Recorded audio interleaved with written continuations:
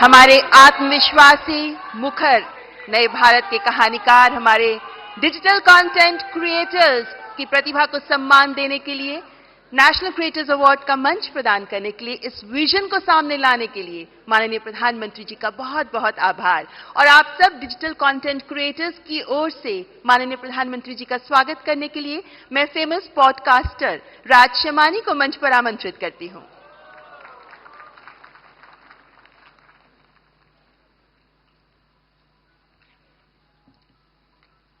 I'm honored to introduce the next person on the stage who needs no introduction.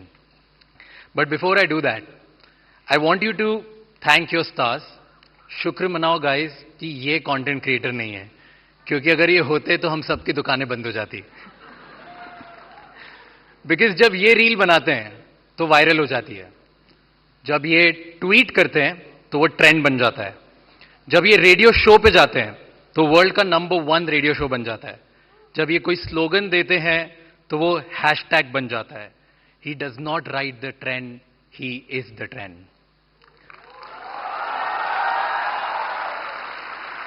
Ladies and gentleman, join your hands together for the influencer of the influencers, the OG, the GOAT, who is making the Indian dream possible for millions of Indians, the creator of New Bharat, Honorable PM Narendra Modi ji.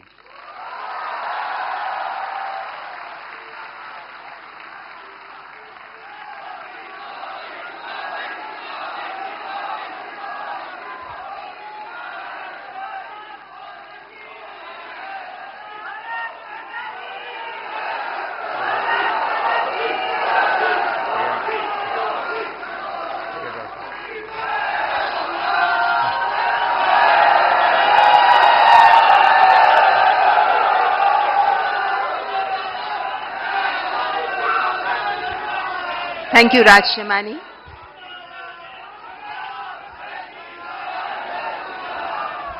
कार्यक्रम को आगे बढ़ाते हुए अब मैं इन पुरस्कारों के लिए 4 सदस्यीय जूरी में से 2 माननीय सदस्य हमारे बीच उपस्थित हैं। मैं मंच पर रूपाली गांगुली जी और प्रसून जोशी जी को आमंत्रित करती हूं, जो जूरी मेंबर्स हैं।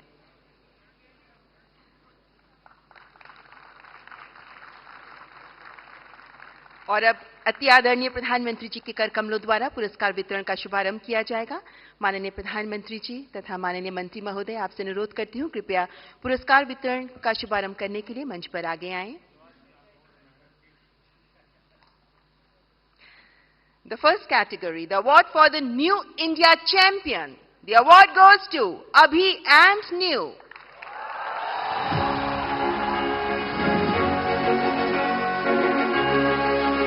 They are pioneers in shaping the perspective of New India.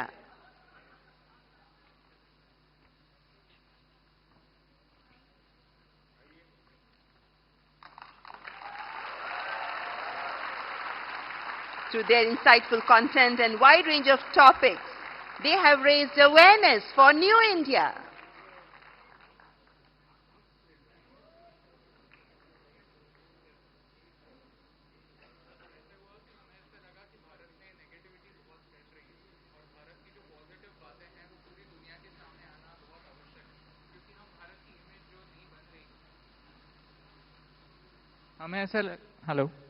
हमें ऐसा लगा कि भारत की जो इमेज बन रही है, जो छवि बन रही है, वो बहुत सारी नेगेटिव बन रही है, लेकिन भारत में ऐसी बहुत सारी बातें हैं, बहुत सारी पॉजिटिव बातें हैं जो पूरी दुनिया तक पहुंचना आवश्यक है, ताकि हमारी जो नई पीढ़ी है वो हमारे नए भारत से रूबरू हो पाए।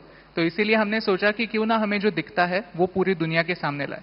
इसीलिए अभी और न्यू, आप दोनों से मैं पूछना चाहूंगा कि ये थोड़ा साहस का काम है। मैं भी पब्लिक मीटिंग में जाता हूं और जब आर्थिक विषय और आंकड़े बोलता हूं तो मैं देख रहा हूं कि लोगों को नींद आना शुरू हो जाती है। कुछ हल्की फुल्की बातें करते तो मजा। मीडिया वाले भी रिपोर्ट में सीरियस नेचर की बात करूंगा तो कभी नहीं करते, वो हंसी मजाक की कोई बात होगी तो बढ़िया रिपोर्ट करते हैं। आपको नहीं लगा कि आपका विषय इतना ड्राई है, कैसे लोग इंटरेस्ट लेंगे? नहीं, जैसे आप एनर्जी के साथ बात करते हैं, वैसे अगर हम भी एनर्जी के साथ, आपकी 1% एनर्जी से अगर हम बात कर पाए तो फिर हम उस मैसेज को थैंक यू दोस्त, बहुत शुभकामनाएं, बहुत सेवा करते रहिए। आपने फील्ड चैलेंजिंग चुना है, लेकिन देश के लिए बहुत जरूरी है। मेरी तरफ से बहुत बधाई। And the Best Storyteller Award. The award goes to Keetika Govindasamy, known as Kirti History. She educates about the real history with unique perspective, gaining popularity for her engaging approach to Indian history. ओहो बाबा, पैर नहीं छूए।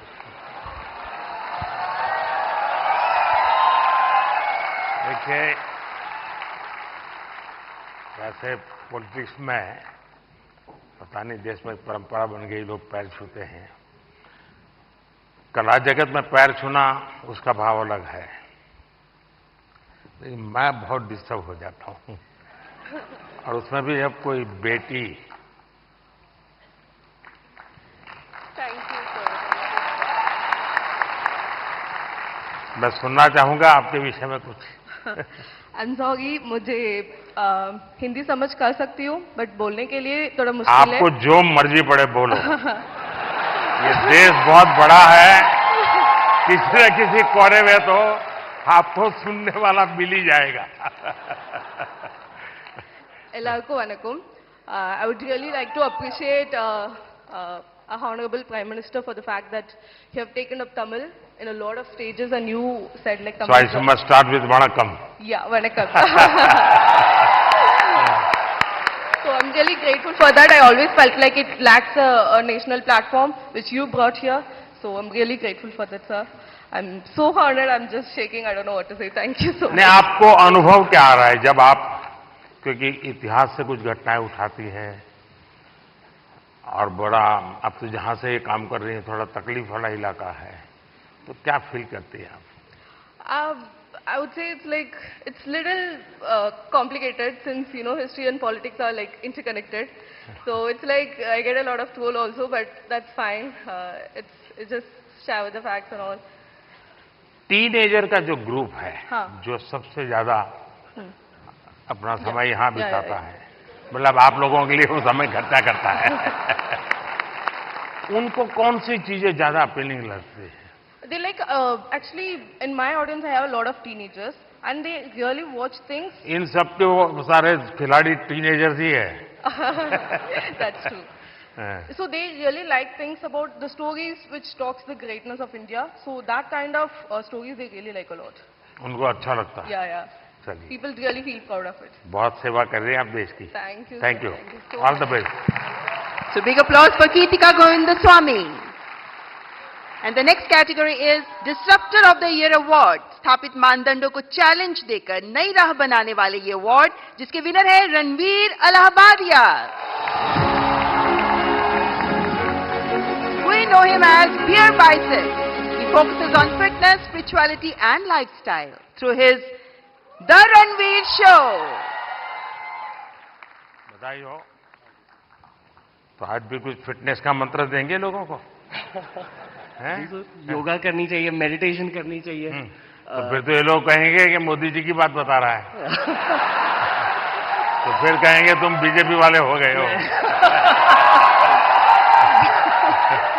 नहीं sir, Modi ji शायद youth की बातें कर रहे हैं, तो पूरा यूथ ही मेडिटेशन कर रहा है। आप बस वही बात फिर से कह रहा हूं मैं। कभी मैं आपको पूरी तरह तो फॉलो कभी किया नहीं है, क्यों सर? क्योंकि बहुत कठिन होता है जी। मुझे खुद को 50 साल छोटा करना पड़ेगा, तब जाकर के आपके साथ थोड़ा वेवलेंथ बैठेगा। मेरा वेवलेंथ नहीं, मैं विषय पूछना, क्या नींद के संबंध में आप कोई कार्यक्रम करते हैं? कभी कभी एलियंस येटीज के सपने आते हैं। नहीं, मैं इसलिए कह रहा हूं कि सचमुच में नींद की बहुत उपेक्षा हो रही है जी, जबकि पूरी दिनचर्या में पहला टाइम टेबल नींद तय करनी चाहिए। मैं बहुत उल्टा बता रहा हूं आज, क्योंकि मैं उसका भुक्तभोगी हूं। मैं नींद के संबंध में बहुत ही इनडिसिप्लिन हूं। मैं बहुत कम सोता हूं और मेरे सब लोग मुझे डांटते रहते हैं और कई सालों से मेरी बीमारी आ गई है, मैं बहुत कम सोता हूं। लेकिन मैं चाहता हूं लोग पूरी यानी सोते रहे ऐसा मैं नहीं चाहता हूं। मैं जगाना, लोगों को जगाना मेरा काम है। लेकिन नींद के संबंध में हम ज्यादा उतने जागृत नहीं है। कभी उस पर सोचिए ना। जी जी, योग निद्रा करनी चाहिए। योग निद्रा अलग है जी, वहां मत ले जाइए। देखिए, योग निद्रा वो विषय है जो नॉर्मली नींद से कठिनाइयां हैं, नहीं हो पाती, तो योग निद्रा कर लिया तो उनका 3-4 घंटा और निकल जाता है। आपके साथ पॉडकास्ट करने का मूड हो रहा है सर। अरे वाह। चलिए, मूड तो हरे के बहुत होते हैं भाई।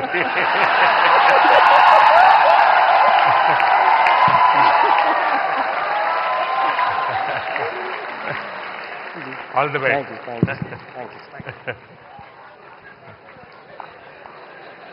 और अगला पुरस्कार प्रकृति और पर्यावरण के प्रति समर्पित भाव से काम करने वाले ग्रीन चैंपियन अवार्ड, जिसके विनर हैं पंकति Pandey. As an ISRO scientist, Pankati amplifies the message of Mission Lifestyle for Environment. बहुत बहुत बधाई। कुछ अपने कार्य के विषय में बताइए। સર હું અમદાવાદથી છું। स्वागत है। आप लोगों अहमदाबादियों की पहचान है क्या आप लोगों को? हम अहमदाबादी लोगों के लिए कहा जाता है, ये अहमदाबादी इसलिए बता रहा हूं, उनके लिए कहा जाता है, यानी कोई बुरा मत माने, क्योंकि आजकल ऐसा है कुछ भी बात बड़ा विवाद का विषय बन जाती है। लेकिन ये बचपन में जो सुनते थे वो मैं बता रहा हूं, मैं मानता नहीं हूं। एक बार रेलवे प्लेटफॉर्म पर ट्रेन आई, तो उसमें जो पैसेंजर था वो ऊपर के बर्थ पर था। तो उसने बाहर खिड़की में पूछा कि भाई कौन सा स्टेशन आया है? तो बाहर वाले ने कहा 4 आना दोगे तो बताऊंगा। तो उसने कहा मत बताओ, ये अहमदाबादी होगा। अच्छा बताइए। प्रकृति के बारे में बताती हूँ। हम बदलाव बहुत चाहते हैं दूसरी चीजों में, पर हम बदलाव कभी अपने आप में नहीं लाना चाहते हैं। वो सबसे डिफिकल्ट चीज होती है। तो मैं अभी यहाँ पे जो सब लोग उपस्थित है यहाँ पे, उनसे कहूंगी, एक चीज हम अगर हमारे वहां पे करें, हम अपने वेस्ट को ऑडिट करें। हम दूसरों का कचरा देखते हैं, पर हम क्या खुद निकालते हैं वो हम कभी नहीं देखते हैं।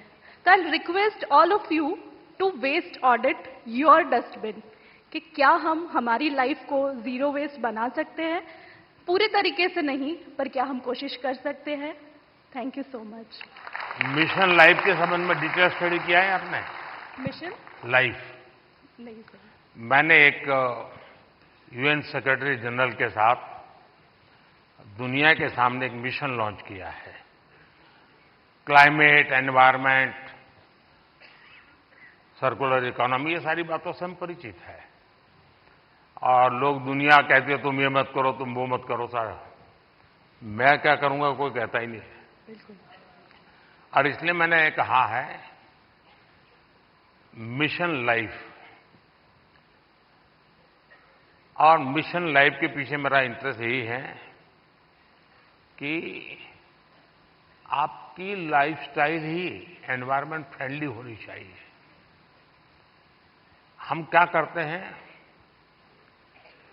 एसी कार में बैठ करके जिम जाएंगे, जिम में बिजली जला करके पसीना निकालेंगे, फिर एसी कार में बैठ करके घर वापस आएंगे और फिर 5 स्टार होटल में जाकर के एनवायरनमेंट पर भाषण देंगे।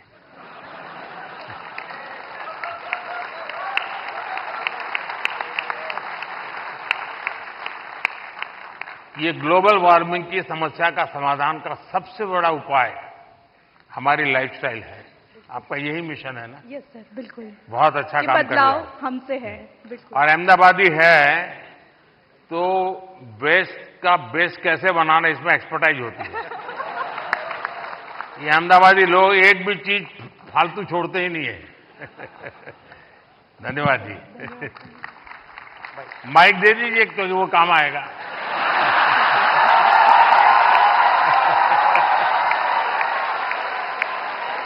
And the next award, Best Creator for Social Change. और इस अवार्ड की विनर है जया किशोरी, जिन्हें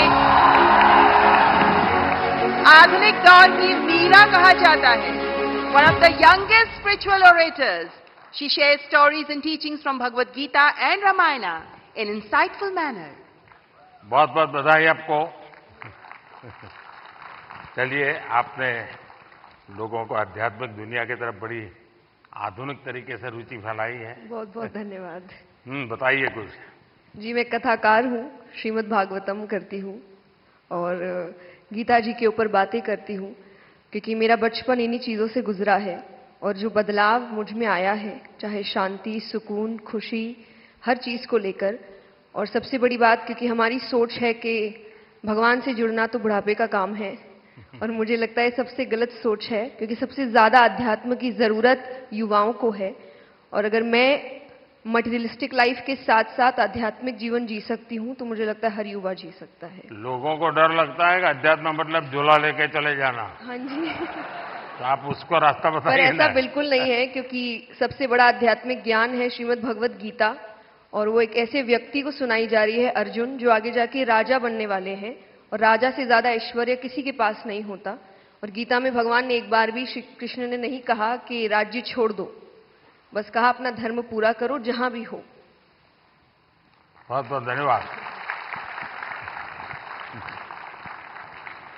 And now the most impactful Agri Creator Award. This award goes to Lakshya Dabas. I invite his brother Mrinal Dabas to receive the award on his behalf.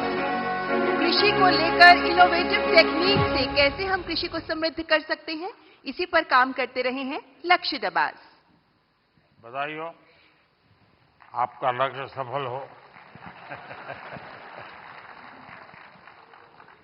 बहुत बहुत शुक्रिया इस मंच से बुलाने के लिए पदंत साहब। मैं मृणाल डबास, हम जैविक किसान हैं। देश की जरूरत जरूर थी 1970s में कि एक ग्रीन रेवोल्यूशन आया गया, लेकिन उसके बाद देश बढ़ा और आज देश की जरूरत जैविक खेती की है, जिसमें कोई रसायन, कोई पेस्टिसाइड हमारे खाने में जो जहर हम डालते हैं वो ना डाला जाए। इसी संदर्भ में हमने 30,000 से ज्यादा किसानों को अपने खेत में बुला के, हम जटखोड़ खेत से बिलोंग करते हैं जो दिल्ली सोनीपत बॉर्डर पे है, बुला के कैसे जैविक खेती की जाती है, किस तरह कीटों से बचाया जाता है, उस संदर्भ में उनको सिखाया है। अगर हम सरसों का तेल निकालते हैं तो एक्सपेलर यूनिट नहीं, जो प्राचीन समय में कच्ची घानी का तेल हुआ करता था। अगर हम गाय पाल रहे हैं, जर्सी एचएफ नहीं, जो हमारी देसी गाय है, गिर है, सहवाल है, थारपारकर है, राठी है, क्यों उसको ही हमें ज्यादा सेवा करनी चाहिए? और उसके दूध में और उसका जो घी बनता है, क्या उसमें ज्यादा प्रोटीन कंटेंट होता है और हमारे शरीर के लिए क्यों वो ज्यादा जरूरी है?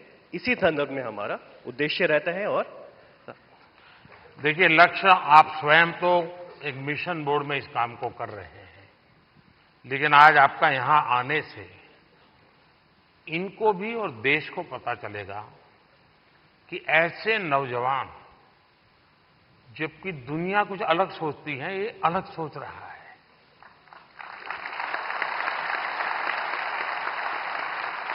लोग लक्ष्य की मजाक उड़ाते होंगे, क्या यार तुम ये गाय पीछे पड़े हुए हो। उसके बाद भी वो उसको समर्पित है। आप कभी गुजरात के गवर्नर आचार्य देवव्रत जी से मिले हैं?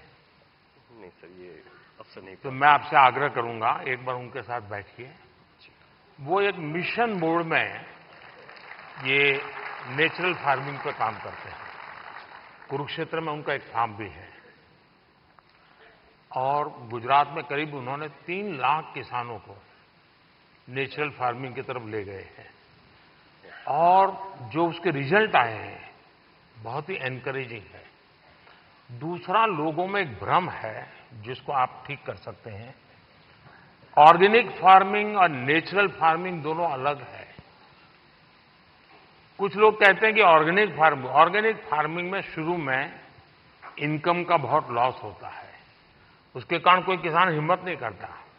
नेचुरल फार्मिंग में लॉस नहीं होता है और धीरे धीरे प्रोडक्टिविटी बढ़ती है, क्वालिटी बढ़ती है, एकरेज बढ़ता है। मैं चाहूंगा कि आप एक बहुत अच्छा काम कर रहे हैं, लेकिन मैं आपसे आग्रह करूंगा आप आचार्य देवव्रत जी से जरूर मिलिए। यूट्यूब पर उनके बहुत सारे लेक्चर्स हैं, आप उसको देखिए। बहुत बहुत शुभकामनाएं।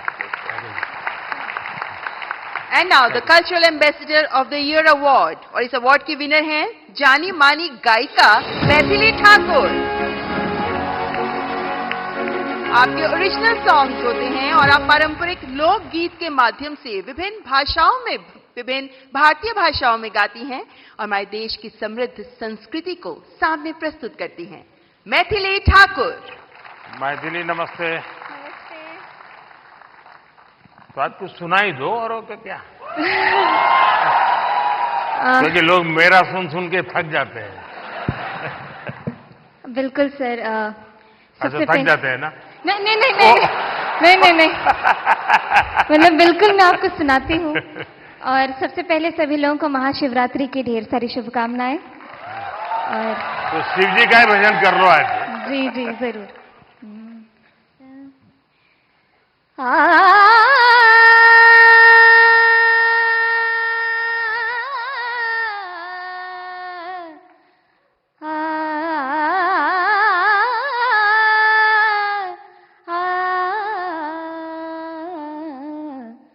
डिमिक डिमिक डमरू कर बाजे, प्रेम मगन नाचे भोला भोला।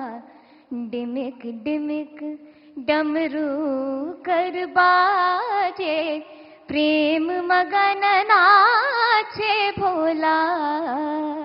सिंही नाद बजावत गावत, सिंही नाद बजावत गावत, लटक रही बगली झोला भोला।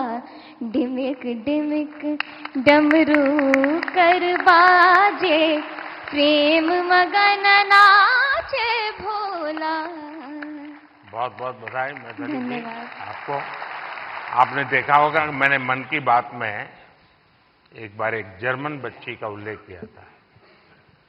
वो जन्म से उसको आंखें नहीं है, हिंदुस्तान देखा नहीं है, और मैं हैरान हूं कि भारत के दक्षिण भारत की भाषाओं के गीत इतना तेजी से ग्रास करती है।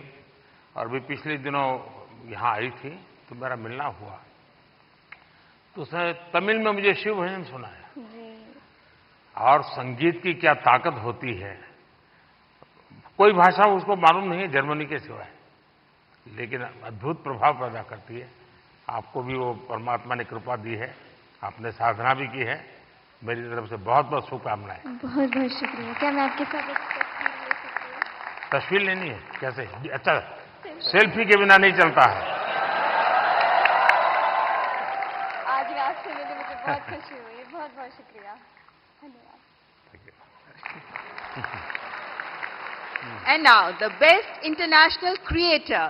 इस अवार्ड में 3 लोगों के नाम हैं, किरी Paul from Tanzania and Cassandra May Spitman, the German singer. And we have one more award winner in this Best International Creator category, and he is Drew Hicks. He's an American with Hindi and Bhojpuri skills, and he's gained fame for fluent Hindi and Bihari accent. तो आप हिंदी भी बोलते हैं, बिहारी भी बोलते हैं। यहां लोग आपकी बिहारी सुनना चाहेंगे। मैं इतना नर्वस फील कर रहा हूँ कि लगता है भोजपुरी, हिंदी, इंग्लिश सब भूल गया मैं, बट कोशिश करूंगा। जो भी बोल सकते बोल लीजिए। नहीं, मैं बहुत खुश हूँ धन्यवाद अवार्ड के लिए, और मैं बस लोगों को खुश करना चाहता हूँ और भारत का नाम रोशन करना चाहता हूँ। अगर इसमें मैं सक्सेसफुल हूँ तो मैं खुश हूँ। ये टैलेंट कैसे आपको, कैसे इस तरफ रुचि बनी और कैसे आपकी जिंदगी यात्रा शुरू हुई? मेरा पापा actually BHU Banaras Hindu university में पढ़ाई किया था, तो मैंने बचपन में कुछ टाइम वहीं पे बनारस में स्पेंड किया और फिर पटना में वो एक्चुअली मिथिला पेंटिंग्स का भी बिजनेस में था कुछ टाइम के लिए। अच्छा। हाँ, तो फिर उसके बाद बचपन के बाद मैं वापस US गया, बट US में मन नहीं लगा, मेरे को लगा मुझको जल्दी घर वापस आना है, तो मैं आ गया। चलिए, आपको बहुत बहुत शुभकामना। आपका एक वाक्य भी इस देश के नौजवानों के लिए बहुत इंस्पायर करेगा। शुक्रिया, ऑल द बेस्ट। धन्यवाद। और हमारे देश के टूरिज्म पोटेंशियल को सामने लाने वाले बेस्ट ट्रैवल क्रिएटर अवार्ड के विनर हैं Kamiya Jani, the founder of Curly Tale. हमारे देश के कई ऐसे पहलुओं को सामने रखा है जो अभी तक अनएक्सप्लोर्ड रहे हैं। So the beauty of India has been showcased by her in her videos. That's Kamya Jani. बहुत बहुत बधाई। Thank you so much. Thank you. Thank you. Kamiya जी बताइए। मुझे घूमने का बहुत शौक है और मुझे लगता है कि जब हम ऑफिस से थके आ रहे आते हैं या वीक भर पूरा काम करते हैं, वीकेंड्स में हमें एंजॉय करना चाहिए। जो इतनी ब्यूटीफुल नेचुरल ब्यूटी हिंदुस्तान में है वो एंजॉय करनी चाहिए। और मुझे लगता है भारत सबसे ज्यादा खूबसूरत देश है और यही ऑब्जेक्टिव है कि ग्लोबल मैप पर भारत नंबर 1 पर हो बस। और फिलहाल कंफ्यूज्ड हूं, लक्षद्वीप जाऊं या द्वारका? द्वारका आपको काफी नीचे जाना पड़ेगा। लेकिन वो मेरा अनुभव बहुत ही अद्भुत था। खैर, उसकी बात कभी फिर करूंगा, लेकिन मैं नहीं मानता सब टूरिस्टों के लिए कितना सुविधाजनक होगा। लेकिन अब जैसे मैं आदि कैलाश गया था, आदि कैलाश हमारा काफी ऊंचे टॉप पर है, और दूसरी तरफ मैं यहां द्वारिका में काफी मीटर नीचे चला गया पुरानी द्वारिका देखने के लिए। आप ये जब भारत की इन धरोहर का परिचय करवाती हो, तो मैं दो विषय लेकर इन दिनों चल रहा हूं। उसमें आप जो क्रिएटर्स होते हैं मदद कर सकते हैं। एक हमारे लोग क्या करते हैं, जैसे कहीं चले गए सोमनाथ, तो बस में ट्रेन में अपनी कार से उतरेंगे, भागेंगे, और जैसे भगवान अभी कहीं जा रहे हैं तो पकड़ो। उनके दिमाग में यही रहता है, तो दौड़ो, पकड़ो, और फिर एक बार देख लिया तो इधर उधर छुट्टी। मैं कहता हूं भाई ऐसा क्यों करते हो? जहां जाते हो कम से कम एक रात रुकिए। टोटल जो आपका बजट है, टूर ट्रैवल का टोटल बजट है, कम से कम 5% 10% लोकल कुछ न कुछ चीज खरीदिए, लोकल प्रोडक्ट खरीदिए। अब फिर आप कहेंगे नहीं हमने पानी पूरी खरीदी थी, ऐसा नहीं। खाना वाना तो कंपलसरी है, खाएंगे, लेकिन कोई वहां की प्रोडक्ट, क्योंकि हमारे देश की जो ये भी एक सामर्थ्य है और वहां की इकोनॉमी को बहुत बड़ा बल मिलता है। अब जैसे मान लीजिए आप बद्रीनाथ गए और वहीं से थोड़ा एक 5 किलोमीटर दूर मणा गांव गए और मणा गांव से हैंडीक्राफ्ट खरीदा, तो हिंदुस्तान का वो पहला गांव, उसके बाद चाइना आ जाता है, वो पहला गांव, वहां के कुछ चीजें खरीद करके अपने गांव ले जाओगे, देश की एकता को हमेशा हमेशा बनाए रखने का काम आएगा। तो कभी आप ऐसे विषयों को भी अगर प्रमोट कर सकते हैं तो बहुत अच्छा होगा। बिल्कुल, बहुत सारे मंदिर कवर किए हैं मैंने अपने वीडियोस में, और आपका बहुत बड़ा थैंक यू, क्योंकि अब सारे ही मंदिरों को बहुत ही नया रूप मिल चुका है। So thank you for that. Thank you. And now let's recognize the best creator in tech category. और इसके विनर हैं टेक्निकल गुरुजी के नाम से जाने जाने वाले गौरव चौधरी। आपका पहला टेक चैनल है जो 1 करोड़ सब्सक्राइबर्स के मार्क को क्रॉस कर गया, and you even covered UPI in Paris.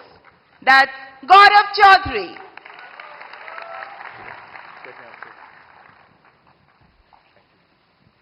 चलिए, अभी आज की दुनिया का इंसान है, कुछ बताएगा हमें। तो चलिए शुरू करते हैं। सर मैंने 2015 अक्टूबर में अपना चैनल शुरू किया था और उसका एक बहुत बड़ा कारण है डिजिटल इंडिया, जो जुलाई के महीने में शुरू हुआ था। उससे 1 साल पहले जब आपने Make in India programme start किया तो हमने देखा कि कैसे टेक्नोलॉजी के फील्ड में स्पेशली इंडिया, जो हमेशा से हम जानते हैं कि हम सभी का जो टैलेंट है वो तो बहुत अच्छा है ही, लेकिन जैसे हमने देखा कि हमारे देश में जब मैन्युफैक्चरिंग स्टार्ट हुई, जो बाहर की कंपनियां भी इंडिया में आ रही हैं, तो उससे मुझे लगा कि क्यों ना मैं अगर अपना थोड़ा नॉलेज शेयर कर पाऊं, तो बस वही स्टार्ट किया है सर।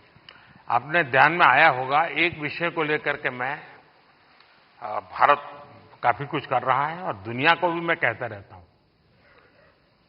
सभी दुनिया के बड़े बड़े नेताओं से इस विषय में मेरी जरूर चर्चा होती है और भारत का जो डिजिटल इंडिया का सक्सेस है, ये तो गौरव बराबर अच्छे तरह जानते हैं क्योंकि उसी फील्ड में काम करते हैं।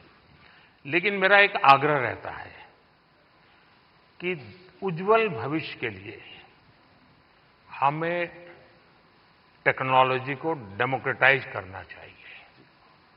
हमारा यूपीआई ये इसका बहुत बड़ा सिंबल है। ये कुछ लोगों की बपोती नहीं है, ये सबकी मालिकी है और दुनिया तभी आगे बढ़ेगी। कोई उसका एक बड़ा कंपनी का मालिक बन गया और दुनिया बांट रहा है, ऐसा नहीं। हम उसको डेमोक्रेटाइज करते हैं और मैं मानता हूं जितना ये पहलू आपके माध्यम से पहुंचेगा कि टेक्नोलॉजी को डेमोक्रेटाइज करने की क्यों जरूरत है, दुनिया के उज्जवल भविष्य के लिए थोड़ा सीरियस विषय लगेगा, लेकिन मैं गौरव जैसे दोस्तों से चाहूंगा कि आप इसको जरा बल दीजिए। सर मुझे ऐसा लगता है कि टेक्नोलॉजी जो है वो हम सभी को एक ताकत देती है आज की दुनिया में। मैं अभी पेरिस में गया था पिछले हफ्ते और मैंने जब वहां की टिकट यूपीआई से खरीदी तो बहुत खुशी हुई और मुझे लगता है कि इंडिया के पास में वो सारे सॉल्यूशंस हैं जो पूरी दुनिया के देश जो हैं अपनी जगहों पे इंप्लीमेंट कर सकते हैं। तो जरूर से कोशिश रहेगी। बहुत बहुत बधाई। Thank you. और माननीय प्रधानमंत्री जी के स्वच्छ भारत अभियान से प्रेरणा लेकर जिन लोगों ने डिजिटल कंटेंट क्रिएट किया, उनमें से चुने गए स्वच्छता एम्बेसडर हैं मल्हार कलाम्बे, अ नोटेड एनवायरमेंटलिस्ट जो 2017 से प्रति सप्ताह स्वच्छता अभियान चलाते रहे हैं, स्वच्छता और सतत विकास को लेकर जागरूकता भी फैलाते रहे हैं। दैट्स मल्हार कलाम्बे। मल्हार, ये जो लोग क्रिएटर्स हैं ना, उसमें कुछ लोग वो भी हैं जो क्या खाना चाहिए वो भी कहते हैं।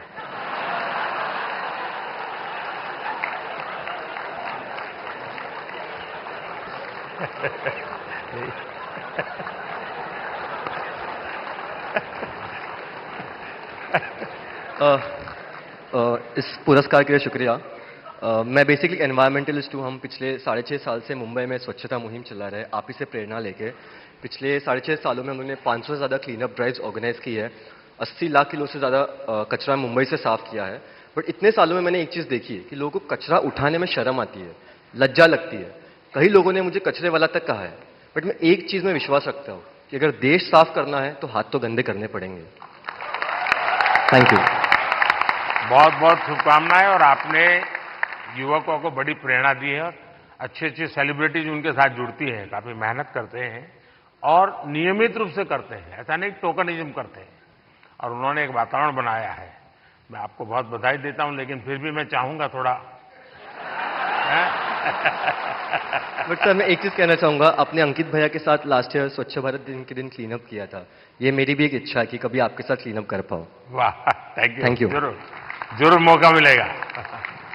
और हमारी हर प्रकार की सफाई में काम आ सकता है। इस चुनाव में भी सफाई होने वाली है।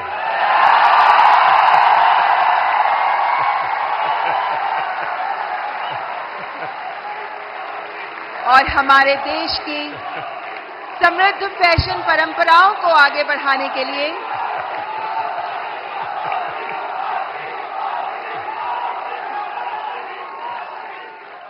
The next category heritage fashion icon award, और इस अवार्ड की विनर है जहानवीर सिंह। आप पूरी तरह भारत के पारंपरिक फैशन को आगे बढ़ा रही हैं, जिनमें भारतीय साड़ियां भी मौजूद हैं। Spirituality, Bhagavad Gita, heritage fashion पर आप काम करती रही हैं। दैट्स जहानवीर सिंह। लो बाबा, पैर मत छूइए। बहुत बहुत बधाई आपको। और दुनिया में भारत की चीज, क्योंकि टेक्सटाइल मार्केट फैशन के साथ ही जा सकता है, वो अकेला नहीं जाता है आजकल, क्योंकि रेडीमेड ब्रांड का जमाना है। और आप बड़ी मदद कर रही है, कुछ सुनाइए लोगों को। बहुत बहुत धन्यवाद। मेरा नाम जानवी है और सबसे पहले बहुत धन्यवाद इस पुरस्कार के लिए। और मैं चाह रही हूँ कि इस नए भारत में जो हमारी प्राचीन परंपरा है उसे अपनी संस्कृति, शास्त्र, संस्कार और साड़ियों के माध्यम से आगे लेके जाऊं। और मेरा सबसे यही अनुरोध है कि अपनी संस्कृति, शास्त्र, संस्कारों को भूलिए मत, उसे अपने साथ रखिए। आप कितने भी मॉडर्न हो जाए, हमेशा ये रूट्स आपको याद होनी चाहिए। एक है अब दुनिया में रेडीमेड का जमाना है जी। और मैं मानता हूं कि हमने इस प्रकार किसी को अगर गाइड कर सकते, आप जैसे लोग गाइड कर सकते, जैसे अब साफा कोई मानता नहीं, रेडीमेड आता है पहन लेता है, फोटो वोटो निकल जाती है। धोती मानता नहीं कोई, रेडीमेड आता है पहन लेता है। भारतीय जो वेश है उसमें भी साड़ी कठिन काम है पहनना। अगर उस आ रहा है थोड़ा बहुत, लेकिन मैं समझता हूं वो जितना ज्यादा प्रमोट होगा, दुनिया में बहुत बड़ा मार्केट बनने वाला है। तो उस दिशा में कैसे आप लोगों को इंस्पायर कर सकती है? मुझे लगता है हमारे देश में बहुत अलग अलग प्रकार के टेक्सटाइल्स हैं और उसको अपने वीडियोस से मैं प्रमोट करती हूँ। उसका पहनावा कैसा है, उसकी बुनाई कैसे की जाती है, टेक्सटाइल कैसा है, तो उसको आगे ले जाने का प्रयास है वीडियोस के माध्यम से, ताकि लोगों को पता चले कि हमारे भारत में इतने अलग अलग टेक्सटाइल्स और इतने सुंदर प्रिंट्स, वेराइटीज हैं जो हमें देश के सामने लानी चाहिए। और भारत एक सबसे सुंदर देश है और उसकी विरासत, उसकी परंपरा, संस्कार, संस्कृति, हर एक चीज बहुत सुंदर है। तो मेरा यही प्रयास है कि मैं उसको आगे लेके जाऊं। देखिए, भारत फैशन की दुनिया में लीडर रहा है। बहुत लोग हैरान हो जाएंगे अगर आज लोगों को लगता है मिनी स्कर्ट ये आधुनिकता की निशानी है, या पर्स ऐसे लटकाती है बहनें। आप अगर कोणार्क जाएंगे, सैकड़ों साल पुराने मंदिर का जो मूर्तियां बनी हैं, उसमें आपको एक मूर्ति वो भी दिखेगी जिसमें मिनी स्कर्ट पहना है बेटी ने और हाथ में पर्स है, ऐसे लटक रही है। यानी सैकड़ों साल पहले फैशन का वो नॉलेज यहां पर पत्थर तराशने वाले को भी था। यानी भारत की इन विविधताओं को हम दुनिया में ले जा सकते हैं। बहुत बहुत बधाई आपको। बहुत बहुत धन्यवाद। और बेस्ट क्रिएटिव क्रिएटर फीमेल की श्रेणी में पुरस्कार प्राप्त कर रही हैं श्रद्धा, जिन्हें मशहूर है अय्यो श्रद्धा के नाम से। आप अलग अलग भाषाओं में कॉमेडी प्रस्तुत करती हैं, हास्य कलाकार। दैट्स श्रद्धा। अय्यो श्रद्धा से मेरा दोबारा मिलने का मौका मिला है। बहुत बहुत बधाई। बहुत बहुत धन्यवाद। बहुत बहुत धन्यवाद। बहुत धन्यवाद इस पुरस्कार के लिए। और ये पुरस्कार ये एक्नॉलेज करता है कि जो लोग घर में एक स्मार्टफोन के जरिए कंटेंट बनाते हैं, वो भी एक स्किल है। ये एक्नॉलेज करता है ये पुरस्कार। इसका बहुत बहुत बहुत धन्यवाद। देश में अक्सर सामाजिक, राजनीतिक, औद्योगिक वजहों से परिस्थिति काफी गंभीर हो जाती है। मेरी कोशिश ये रहती है कि इसमें अगर एक ह्यूमरस पॉइंट ऑफ व्यू या हास्य रस मिलाया जाए तो एक पॉजिटिविटी फैलाई जा सके। जो भी परिस्थिति हो, आई थिंक हमारे देश के लोग इतने प्यारे हैं कि परिस्थिति कितनी भी गंभीर हो, हम हर चीज में मुस्कुराने की वजह ढूंढ लेते हैं। और मैं अपने कंटेंट से ये वजह दर्शाने की कोशिश करती हूँ। बहुत बहुत धन्यवाद। बहुत धन्यवाद। देखिए, बाजार से सब्जी कितनी बढ़िया क्यों ना लाए, उसमें जब तक तड़का नहीं लगता है ना, टेस्ट नहीं आता है।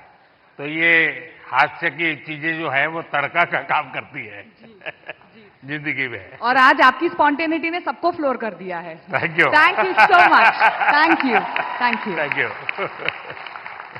And now let's recognize the best creative creator male, RJ Raunak, जो अपने प्रैंक के लिए जाने जाते हैं, अपने ह्यूमर, अपनी आवाज के लिए जाने जाते हैं। और अलग अलग टॉपिक्स पर बेहतरीन डिजिटल कंटेंट तैयार करने वाले आरजे रौनक। क्या आरजे, कैसे हो भैया? रौनक ने ही आरजे नाम पॉपुलर कर दिया। सर, मुझे लगता है कि आपने भी रेडियो को पॉपुलर कर दिया, तो उसके लिए बहुत बहुत धन्यवाद। और अक्सर जब मैं रेडियो में प्रोग्राम करता हूं और लोगों से रेडियो के बारे में बात करता हूं, और मुझे अच्छे से याद है जब मन की बात प्रोग्राम शुरू होने वाला था, तब हमने यही कहा था कि हमारी इंडस्ट्री में और एक व्यक्ति आ रहे हैं। हमने इतने सालों से काम किया, लेकिन शायद वो फर्स्ट डे से ही सारे रिकॉर्ड्स तोड़ देंगे, तो उसके लिए बहुत बहुत धन्यवाद। बहुत बहुत बधाई आपको। Thank you Modi ji. और सारी रेडियो फ्रेटर्निटी की तरफ से मैं आपको धन्यवाद कहूंगा, क्योंकि शायद यहां पर रेडियो का मैं इकलौता हूं आपके अलावा जिसको ये अवार्ड मिल रहा है। यहाँ बहुत लोग होंगे जो भी दुनिया में होंगे, और मैं पक्का मानता हूं कुछ लोग तो अपने गीत खुद ही रिकॉर्ड करते होंगे, फिर खुद सुनते होंगे, और घर में अगर माँ गुस्सा करती है तो सुनाते होंगे। बिल्कुल। सबकी तरफ से मैंने सोचा था पहले कि कभी मैं ऑनरेबल प्राइम मिनिस्टर से मिलूंगा तो मैं उनसे बउआ के स्टाइल में वही कहूंगा जो मैंने बहुत सारे हजारों लोगों को कहा है, सो नमस्ते सर, मैं बउआ बोल रहा हूँ। बहुत बहुत धन्यवाद सर। थैंक यू भैया। And now moving on to the best creator in food category, and the award goes to Kavita's Kitchen. एक हाउसवाइफ जो बन गई digital entrepreneur. She has played a vital role in celebrating the rich culinary heritage of India.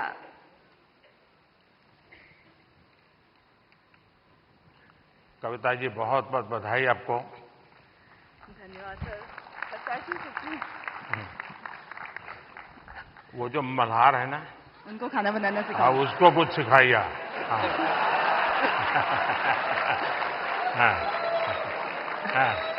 Sir, धन्यवाद इस पुरस्कार के लिए। और मैं खाना बनाना सिखाती हूँ लोगों को, और मैं चाहती हूँ कि घर के मतलब जो फैमिली मेंबर है वो घर के हर मेंबर को खाना बनाना सिखाए, क्योंकि कोविड के टाइम पे हमें पता चल गया कि खाना बनाना कितना जरूरी है सीखना। तो पढ़ाई के साथ साथ इसको भी हम अपनी लाइफ स्किल में ऐड करें तो ज़्यादा अच्छा होगा। और साथ में मैं चाहती हूँ कि जैसे स्कूल वगैरह में हम बच्चों को बाकी चीज़ें पढ़ाते हैं, तो उसके साथ अगर हम एग्रीकल्चर भी सिखाएं तो बच्चों को ये पता चलेगा कि एक अनाज उगाने में कितना मेहनत होता है, तो शायद उसकी वजह से फूड वेस्टेज कम होगा। और खाना बनाने में कितनी मेहनत होती है, तो उसकी वजह से भी वेस्टेज को हम रोक सकते हैं। तो ये मेरी सोच है, मैं चाहती हूँ कि ऐसा अगर हो तो फ्यूचर में अच्छा होगा। अच्छा हुआ आप इस काम को किया, और आपके कारण लोग जानेंगे, कि वरना हमारे गुजरात के लोगों का एक स्वभाव रहा है, वो सैटरडे शाम को कहीं के रेस्टोरेंट ढूंढते रहते हैं, फास्ट फूड। और फिर वहाँ मैक्सिकन कहाँ मिलेगा, पिछले सप्ताह मैक्सिकन लिया, इस बार इटालियन कहाँ मिलेगा। और अगर वो कुल्लू मनाली जाएंगे तो यार गुजराती डिश कहाँ मिलेगा।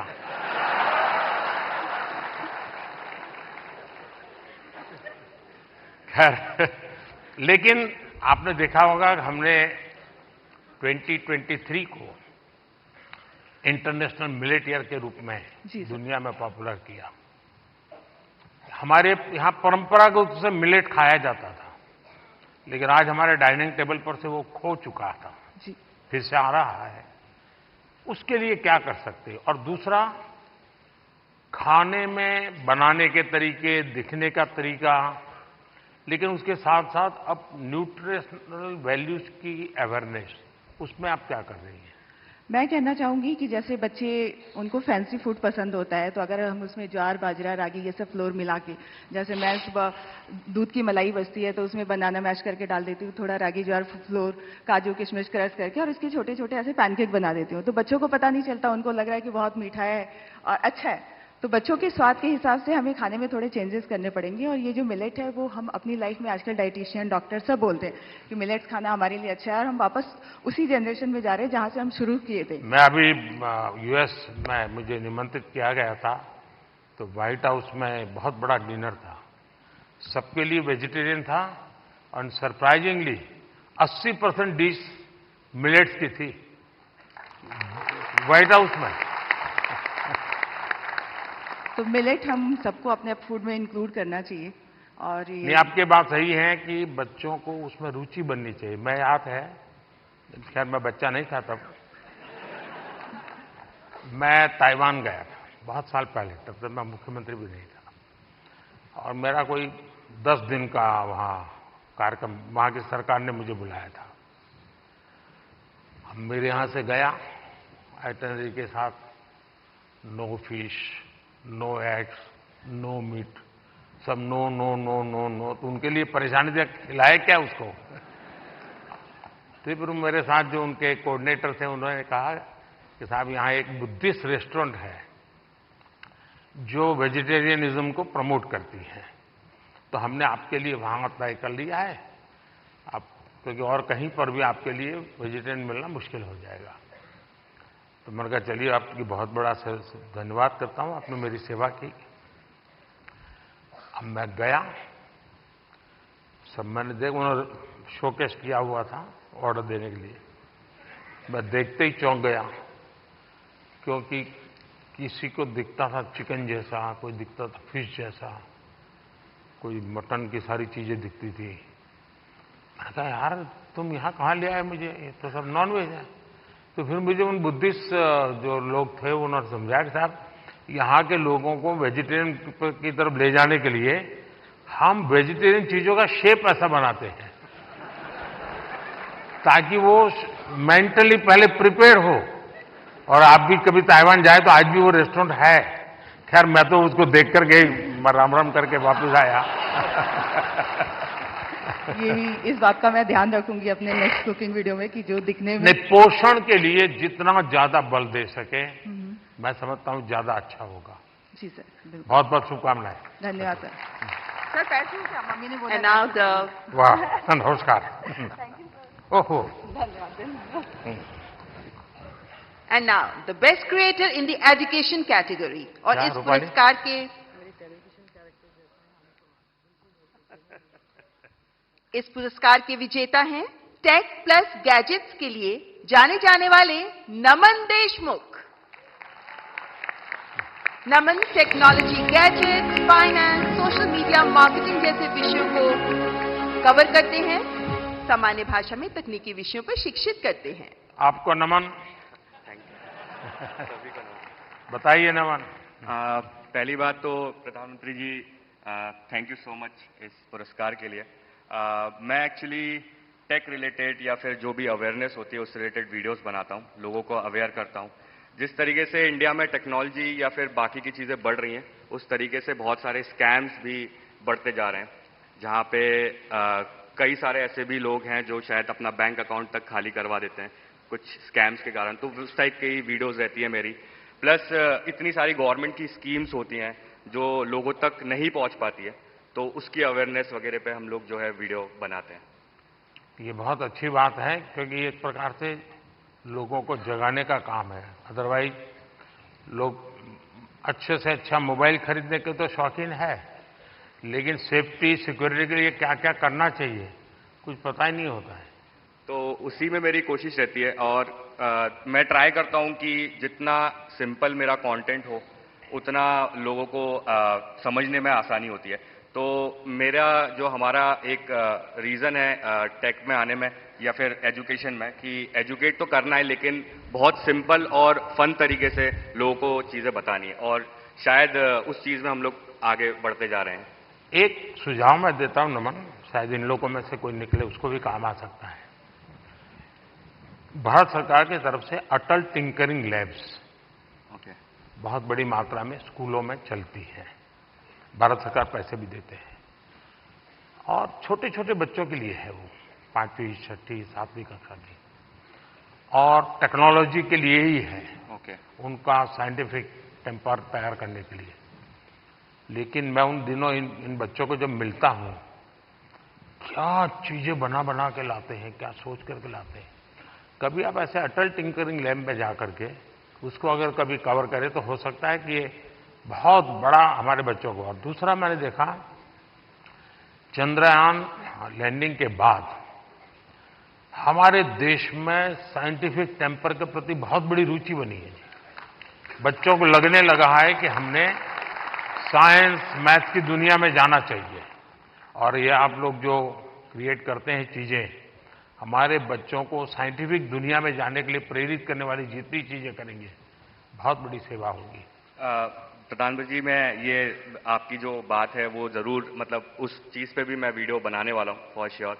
और जितनी भी चीज़ें होती है, जितना भी हम वीडियो बनाते हैं अवेयरनेस को लेके, मैं इस चीज़ को लेके बहुत ज़्यादा खुश होता हूँ कि लोग एजुकेशन के प्रति बहुत ज़्यादा आज के टाइम पे आगे बढ़ते जा रहे हैं और लोग सीखना चाह रहे हैं। तो सोशल मीडिया एक ऐसा प्लेटफॉर्म बन चुका है जहाँ पे लोग अच्छे तरीके से बहुत सारी चीज़ें सीखते हैं। तो जो आपका सजेशन है उसके लिए मैं 100% काम करने वाला हूँ। बहुत बहुत बधाई। Thank you sir. Best health and fitness creator award के विजेता हैं अंकित भाई अनपुरिया, एक फिटनेस इन्फ्लुएंसर जो अपने 75 हार्ट चैलेंज के लिए बहुत मशहूर हुए और आप फिटनेस के साथ साथ अध्यात्म को भी जोड़ते हैं। अंकित भाई अनपुरिया।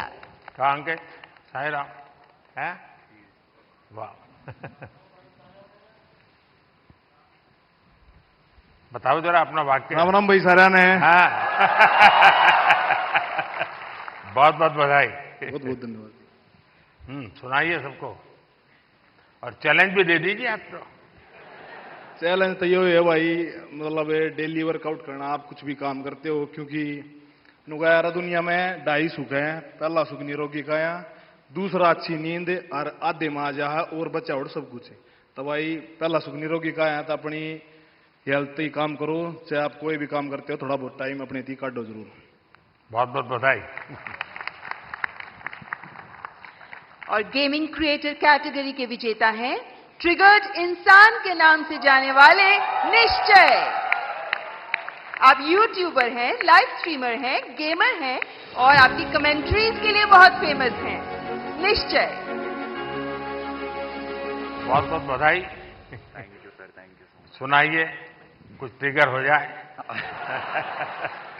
सबसे पहले तो thank you for this award PM sir. And मैं जेन्युइनली इतना ज़्यादा नर्वस हूँ, मैंने कुछ नहीं सोच रखा था। मुझे पता नहीं था कि यहाँ पे आके कुछ बोलना पड़ेगा।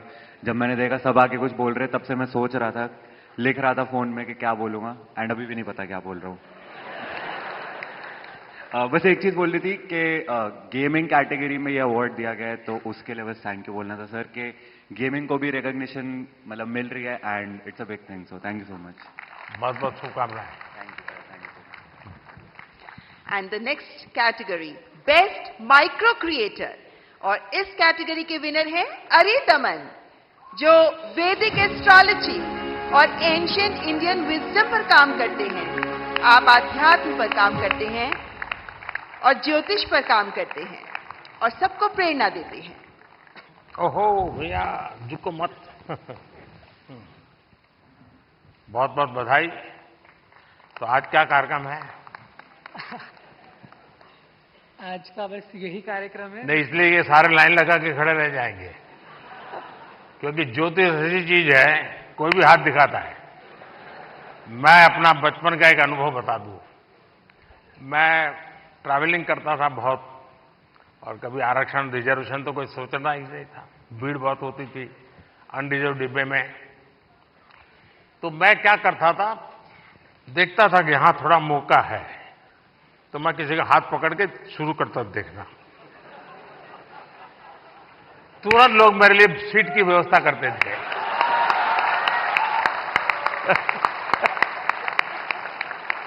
आइए आइए बैठिए। अब आप बताइए। लक्ष्मी हयवदन परब्रह्मणे नमः। सभी को मेरा सादर नमस्ते। और पहले मैं ये बताना चाहूंगा कि मैं ज्योतिष की वीडियोस नहीं बनाता हूं। मैं धर्मशास्त्रों के कुछ विषयों पर अपनी वीडियोस बनाता हूं। और ये पुरस्कार मुझे मिला, इसमें धर्मचक्र भी है, इसमें वृषभ भी है, इसमें सिंह भी है। और इस धर्मचक्र की मर्यादा बनी रहे, ये धर्मचक्र सतत चलता रहे, इसके लिए ही मेरा छोटा सा प्रयास है। और ये धर्मचक्र केवल एक मूर्तमान पुरस्कार की कोई मूर्ति नहीं है जिसको हमें घर में जाकर के सजा देना है। अपितु अपने जीवन के अंदर इस धर्म चक्र को धारण भी करना है। और इसके अंतर्गत कोई आध्यात्मिक कर्मकांड नहीं आते हैं, इसके अंदर कोई पूजा पाठ या विधियां नहीं आती है। आज मैंने जो वेशभूषा पहनी है, बहुत से लोग इसे देखकर सोच रहे होंगे कि मैं कोई सन्यासी हूं, कोई बाबा हूं, कोई तपस्वी हूं, लेकिन मैं इनमें से कुछ नहीं हूं। मैं एक सामान्य बालक हूं जो अपनी 12वीं कक्षा इस समय कर रहा हूं। लेकिन मैं बताना चाहता हूं कि ये जो कपड़े मैंने पहने हैं, ये अध्यात्म का प्रतीक नहीं है, ये भारतीय संस्कृति का प्रतीक है, जिसे हम भुला चुके हैं। प्रधानमंत्री जी ने वेशभूषा की बात करी, हस्तकला की बात करी, और मैं कहना चाहूंगा कि जो परिधान मैंने पहना है, ये भारत का सबसे पुराना परिधान है, जिसको आज लगभग इधर बहुत कम लोग पहन के आए होंगे।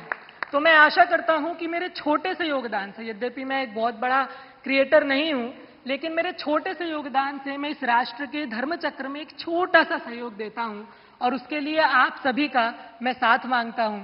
और उसके लिए मुझे यहाँ बुलाने के लिए प्रधानमंत्री जी का बहुत बहुत अभिनंदन, आप सभी लोगों का बहुत बहुत अभिनंदन। नमस्कार। आप अरी कैसे आइडेंटिफाई करते हैं और अरी का दमन कैसे करते हैं?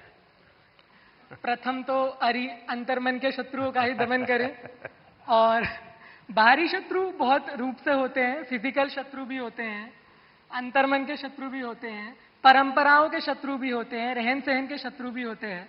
और मैं समझता हूं कि जितनी हद तक हम इन शत्रुओं का निवारण कर सके उतना ही अच्छा है, और मैं इस अपने नाम को सार्थक करने के लिए उस लक्ष्य की तरफ अग्रसर हूं। और माननीय प्रधानमंत्री जी के आशीर्वाद से, आप सभी के आशीर्वाद से मैं इस पर आगे बढ़ता रहूं, ऐसी मेरी आशा है। बहुत बहुत शुभकामनाएं। And now the best nano creator award, और इस अवार्ड के विजेता हैं देवभूमि उत्तराखंड के चमोली जिले के पीयूष पुरोहित। पीयूष जो स्थानों की, लोगों के और उन क्षेत्रीय त्योहारों के बारे में बताते हैं जिनके बारे में लोगों को बहुत कम पता होता है।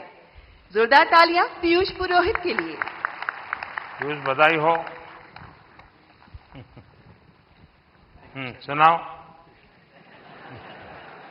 सर, मैं उत्तराखंड से हूँ और चमोली से हो। हाँ जी। तो सर, मैं अपने जो उत्तराखंड की पुरानी परंपरा होती है उनको प्रमोट करने की कोशिश करता हूँ, और मतलब अलग तरीके से थोड़ी VFX वगैरह, एडिटिंग वगैरह से उसे थोड़ा और एंटरटेन करने की कोशिश करता हूँ। जैसे कि उसमें थोड़ा VFX यूज कर लिया, जैसे वीडियोस में VFX होते हैं, विजुअल आर्ट्स। मैंने मन की बात में एक बार लोगों को अपील किया था किसी और राज्य के गीत को गाइए, और चमोली का जो गीत है एक, वो केरल की बच्चियों ने स्कूल में गाया था, बहुत पॉपुलर हो गया था। शायद आपने वायरल देखा होगा उसको। चमोली का वो गीत बड़ा फेमस है, लोगों के स्वागत के लिए गाया जाता है। बहुत बहुत बधाई हो आपको। हाँ, कहिए। कोई बात नहीं, सब फर्स्ट टाइम वाले ही हैं।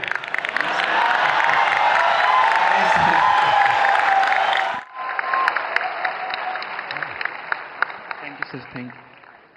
जय देवभूमि, जय उत्तराखंड। चलिए, बहुत धन्यवाद। और नेशनल क्रिएटर्स अवार्ड्स की आखिरी श्रेणी, बेस्ट सेलिब्रिटी क्रिएटर अवार्ड, और ये अवार्ड दिया जा रहा है अमन गुप्ता को। एक उद्यमी के तौर पर अपनी सफलता और अपने इनोवेटिव बिजनेस स्ट्रैटेजीज के लिए मशहूर शार्क टैंक इंडिया में भी शामिल अमन गुप्ता। अमन, बहुत बहुत बधाई हो। सर, आप तो अब सक्सेसफुल है अपने जीवन में भी और दुनिया को भी दिखा रहे हो, जरा बताइए। तो सर 2016 में जब startup India, stand up India आया था, हमने अपनी कंपनी स्टार्ट करी थी सर। बोट तो जब हमने स्टार्ट करी थी तो लोग बोलते थे कि ये क्या कर लेंगे, ऐसा छोटा सा ब्रांड है, कुछ नहीं कर पाएंगे। और आज सर 2024, 7 साल बाद sir, we are world's second largest sir, विश्व second largest audio brand sir. 2021 में सर कोविड आया सर, हमारा सारा सामान इंडिया के बाहर बनता था सर। 2021 में आपने मेक इन इंडिया स्टार्ट किया सर, यहाँ पहन के घूमते हैं सर प्राउडली हम। और सर आज की time sir 70% of our products are now made in India sir. तो सर अभी अगला हमारा बस यही विजन है सर कि इंडिया से कोई ब्रांड, अच्छा ब्रांड इंडिया से बाहर जाए। और जैसे यहाँ पे जब कोई फिरंगी प्रोडक्ट आता है और लाइन लगती है, हम चाहते हैं फिरंगी भी हमारा प्रोडक्ट लाइन लगा के खरीदे सर। बहुत बहुत बधाई। बहुत बहुत बधाई। Thank you sir. Thank you. बहुत बहुत आभार माननीय प्रधानमंत्री जी, ये पुरस्कार प्रदान करने के लिए आपका बहुत बहुत शुक्रिया। मैं दोनों जजेज और भी 2 लोग थे, लेकिन शायद वो बाहर है। मैं जजेज का बहुत धन्यवाद करता हूँ, इतने शानदार लोगों को परिचय करवा दिया आपने। बहुत बहुत बधाई आपको। रूपाली गांगुली जी और प्रसून जोशी जी, आपसे अनुरोध, कृपया आप अपना स्थान ग्रहण करें। आपका बहुत बहुत आभार। ओह बाबा, पैर नहीं बाबा।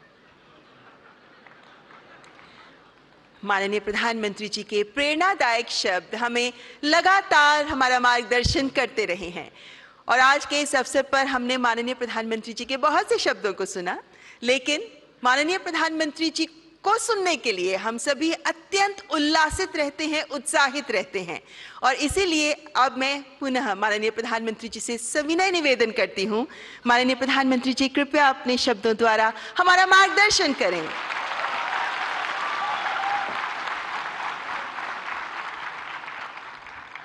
अभी भी कुछ सुनना बाकी है क्या?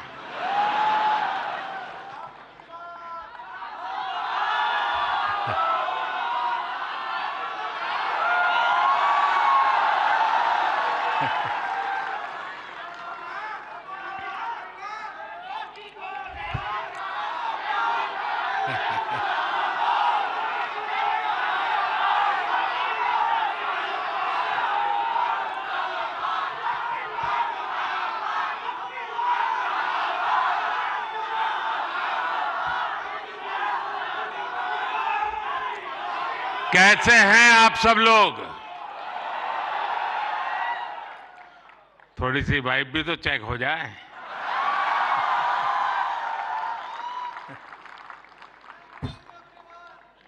इस कार्यक्रम में उपस्थित मंत्रिपरिषद के मेरे साथी अश्विनी वैष्णव जी, जूरी मेंबर्स भाई प्रसून जोशी जी, रूपाली गांगुली जी, देश के कोने कोने से यहां उपस्थित सभी कंटेंट क्रिएटर्स, देश के कोने कोने में इस आयोजन को देख रहे मेरे सभी युवा साथी और सभी अन्य महानुभाव, आप सबका स्वागत है, आप सबका अभिनंदन है। और आप वो लोग हैं जिन्होंने अपनी जगह बनाई है और इसलिए आज उस जगह पे आप हैं, भारत मंडपम।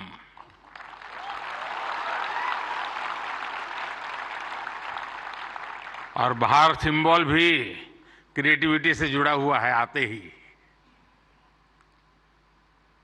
और यही जगह है जहां G20 से सभी मुखिया यहां इकट्ठे हुए थे और आगे की दुनिया कैसे क्रिएट करनी इसकी चर्चा कर रहे थे। और आज आप लोग हैं जो भारत का भविष्य कैसे क्रिएट करना उसकी चर्चा करने के लिए आए हैं।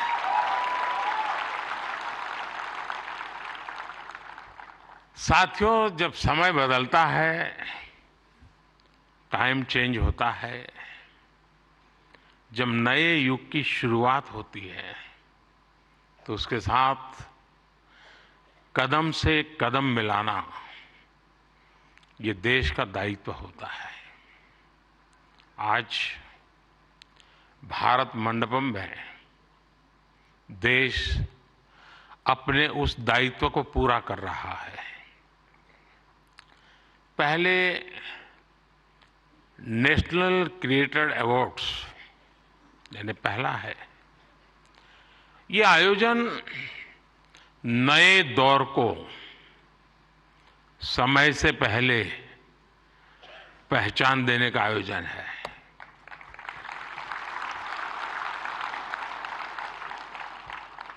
और कुछ लोग मुझे कभी-कभी पूछते हैं कि आपकी सफलता का रहस्य क्या है, ऐसा मुझे पूछते हैं।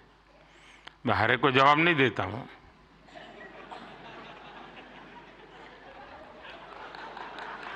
कोई रेस्टोरेंट वाला अपना किचन दिखाता है क्या?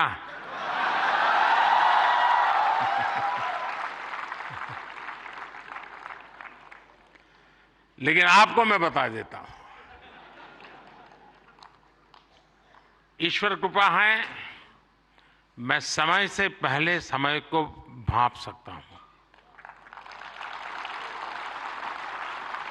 और इसलिए ये पहला ऐसा अवार्ड है जो शायद आने वाले दिनों में बहुत प्रमुख स्थान लेने वाला है।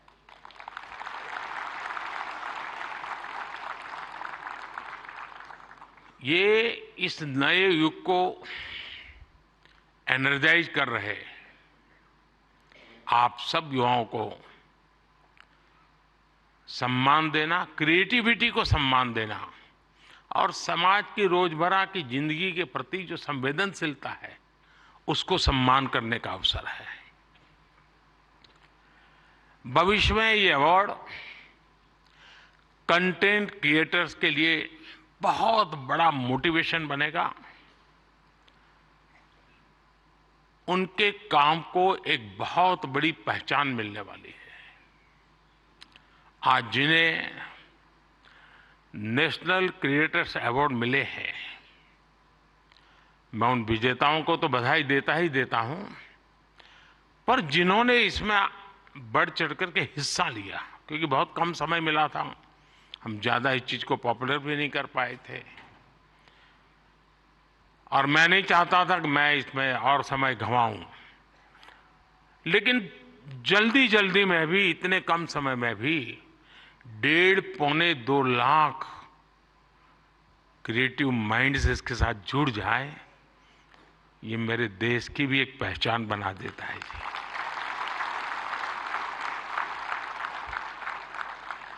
और साथियों, आज एक और पवित्र संयोग है, ये पहला नेशनल क्रिएटर्स अवार्ड महाशिवरात्रि के शुभ दिन पर आयोजित हो रहा है।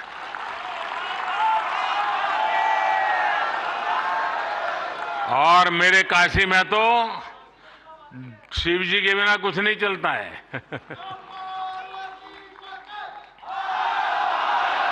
महादेव, भगवान शिव भाषा, कला और क्रिएटिविटी के जनक माने गए हैं। हमारे शिव नटराज है, शिव के डमरू से माहेश्वर सूत्र प्रकट हुए हैं। शिव का तांडव लय और सृजन की नींव रखता है इतिहास, और इसलिए यहां जो क्रिएटर्स हैं उनके लिए नए सब्जेक्ट मिल जाएंगे।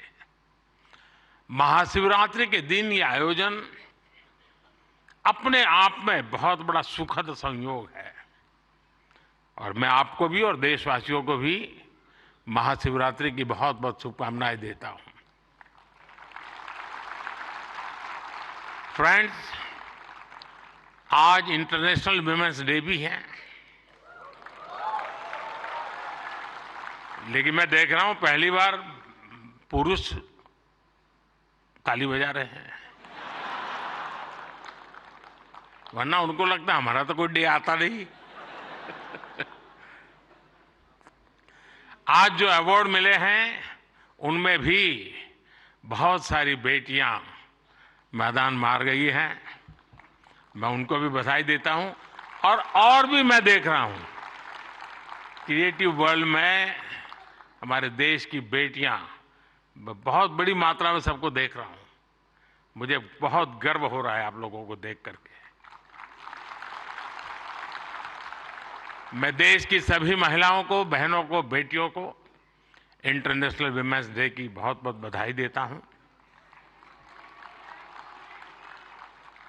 और आज ही मैं अभी, आप तो यहां बैठे हैं, मैं गैस सिलेंडर का 100 रुपया कम करके आया हूं।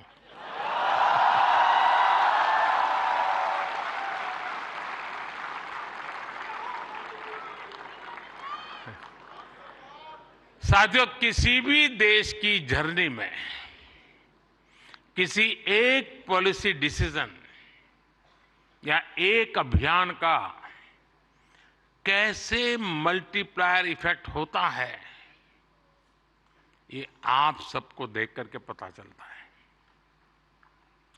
10 साल में हुए डेटा रिवॉल्यूशन से लेकर सस्ते मोबाइल फोन्स, डिजिटल अभियान इंडिया अभियान ने एक प्रकार से कंटेंट क्रिएटर्स की एक नई दुनिया क्रिएट कर दी है। और पहली बार ऐसा हुआ होगा जब किसी सेक्टर की युवा शक्ति ने सरकार को प्रेरित किया हो, सरकार को मजबूर किया हो कि कब तक बैठे रहोगे, इसको भी सोचो। और इसलिए भी आप बधाई के पात्र हो। आज के इस अवार्ड फंक्शन का क्रेडिट अगर किसी को जाता है तो भारत के मेरे युवा मन को, हर डिजिटल कंटेंट क्रिएटर को जाता है। साथियों, भारत का हर कंटेंट क्रिएटर एक और बात को रिप्रेजेंट करता है। हमारे युवाओं को अगर सही दिशा मिले तो वो क्या कुछ नहीं कर सकते हैं। आपने कंटेंट क्रिएशन का कोई कोर्स नहीं किया है ही नहीं तो क्या करोगे।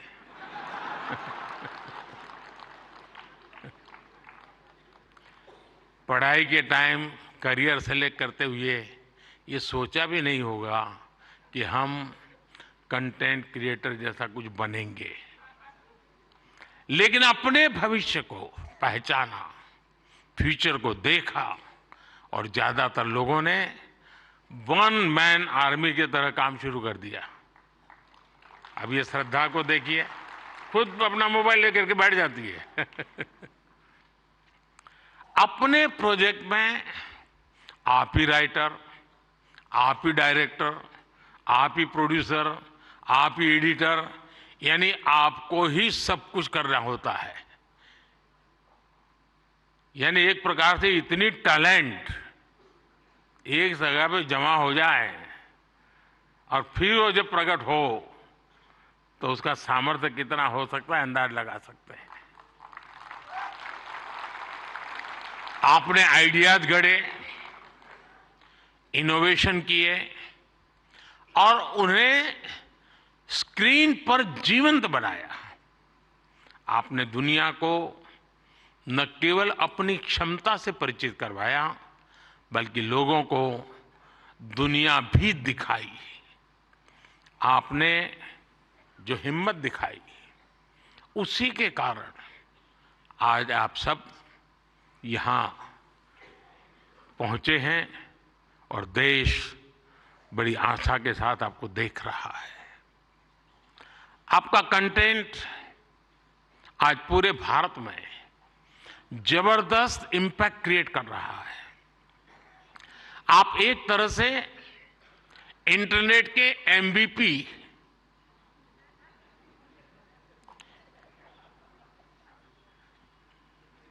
ठीक है ना? थोड़ा दिमाग खपाओ, क्रिएटिविटी बताओ अपना। जब मैं आपको एमपीपी कहता हूं मतलब मोस्ट वैल्यूएबल पर्सन बन गए। साथियों, आप सभी जानते हैं कि जब कंटेंट और क्रिएटिविटी आपस में कोलैबोरेट करते हैं तो इससे एंगेजमेंट बढ़ती है। जब कंटेंट डिजिटल से कोलैब करता है तो ट्रांसफॉर्मेशन आता है। जब कंटेंट पर्पस से कोलैब करता है तो इससे इंपैक्ट दिखता है। और आज जब आप लोग यहां आए हैं तो मुझे भी बहुत सारे विषयों पर आप लोगों से कोलैब रिक्वेस्ट करनी है।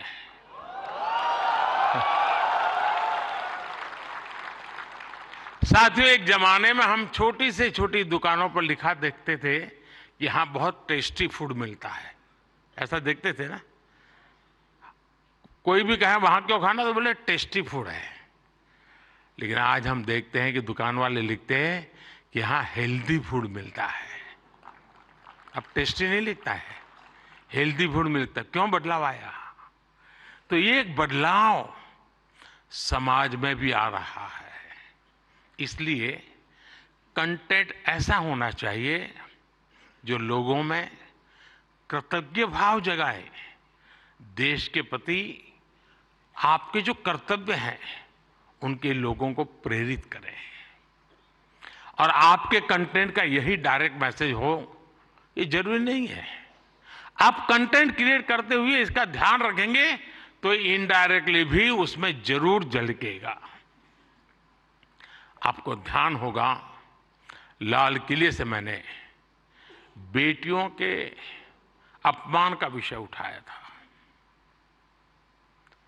एक बार मैंने ये भी कहा था कि आप बेटी शाम को घर आती है तो पूछते हैं क्यों देर से आई, कहां गई थी, क्यों जल्दी घर नहीं आई। मैंने लाल किले से पूछा था कि मुझे कोई तो माँ बाप बताओ जो अपने बेटे को पूछते हो कि तुम देर से क्यों आ रहे हो, कहां गए थे। बेटी को सब पूछते हैं, बेटे को कोई नहीं पूछता है। मैं कंटेंट क्रिएटर से कहता हूं इस बात को आगे कैसे बढ़ाएं, एक माहौल कैसे बनाएं। समान जिम्मेवारी होनी चाहिए। बेटी देर से आए तो भूकंप हो जाए और बेटा देर से आए, बेटा खाना तो खाया था ना, क्यों भाई। कहने का मेरा मतलब है साथियों कि हमने समाज के साथ जुड़ना है और इस भावना को घर घर पहुंचाने में आप जैसे साथी बहुत अच्छे ढंग से इसको कर सकते हैं। देखिए, आज महिला दिवस पर आप इस संकल्प को फिर दोहरा सकते हैं। हमारे देश की नारी शक्ति का सामर्थ्य कितना ज्यादा है, वो भी आपके कंटेंट का हिस्सा, प्रमुख हिस्सा हो सकता है। मैं जरूर दावे से कहता हूं जी, आप में से कोई थोड़ा क्रिएटिव माइंड के साथ सुबह से रात तक माँ क्या करती है उसी को थोड़ा रिकॉर्ड करके उसको एडिट करके रखें। देखने वाले उस परिवार के बच्चे चौंक जाएंगे, अच्छा माँ इतना काम करती है।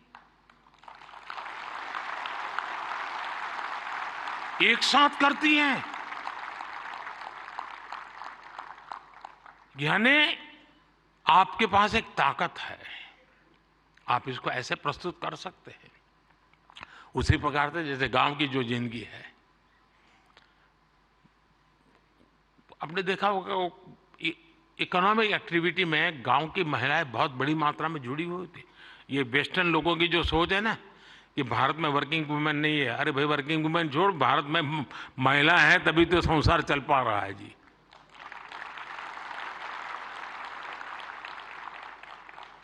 गांव में आप देखेंगे इतनी इकोनॉमिक एक्टिविटी हमारी माताएं बहनें करती है। अगर ट्राइबल बेल्ट में जाएंगे, पहाड़ों में जाएंगे तो आपको मैक्सिमम इकोनॉमिक एक्टिविटी हमारी माताएं बहनें करती हैं जी। और इसलिए हमारी क्रिएटिविटी के द्वारा हम ये जो गलत परसेप्शन बने हैं ना, बड़े आसानी से बदल सकते हैं, हकीकतों के आधार पर बदल सकते हैं। और मैं मानता हूं हम इसको करना चाहिए।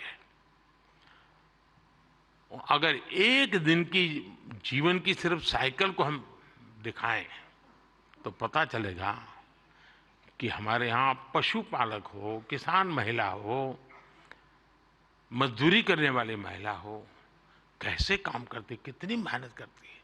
साथियों, स्वच्छ भारत की सफलता से आप सभी परिचित हैं और आपने उसमें सहयोग भी किया है, लेकिन ये तो निरंतर चलने वाला जन आंदोलन है।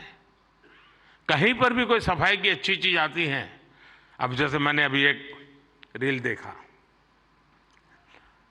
कोई टाइगर पानी पीने जा रहा है और उसमें प्लास्टिक की बोतल देखता है तो टाइगर मुंह से प्लास्टिक का बोतल उठाता है और कहीं पर जगह पे छोड़ने के लिए चला जा रहा है।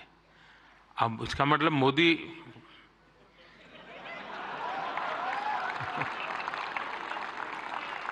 किस किस से बात पहुंचाता है, समझ गए ना।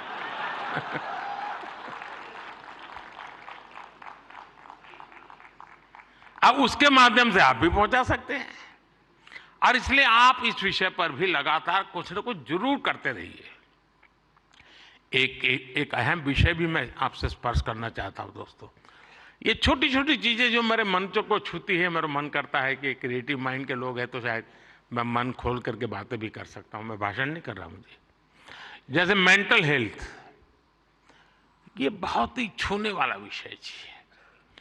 और वैसे तो डिजिटल प्लेटफॉर्म पर काफी कंटेंट हंसी मजाक से जुड़ा होता है, लेकिन कई अन्य गंभीर विषय भी होते हैं। मैं देखता हूं मेंटल हेल्थ को लेकर, बहुत बधाई हो आपको, बहुत बधाई हो, बहुत बधाई हो, बहुत बधाई हो। मैं नहीं कह रहा हूं नहीं बनाते हैं,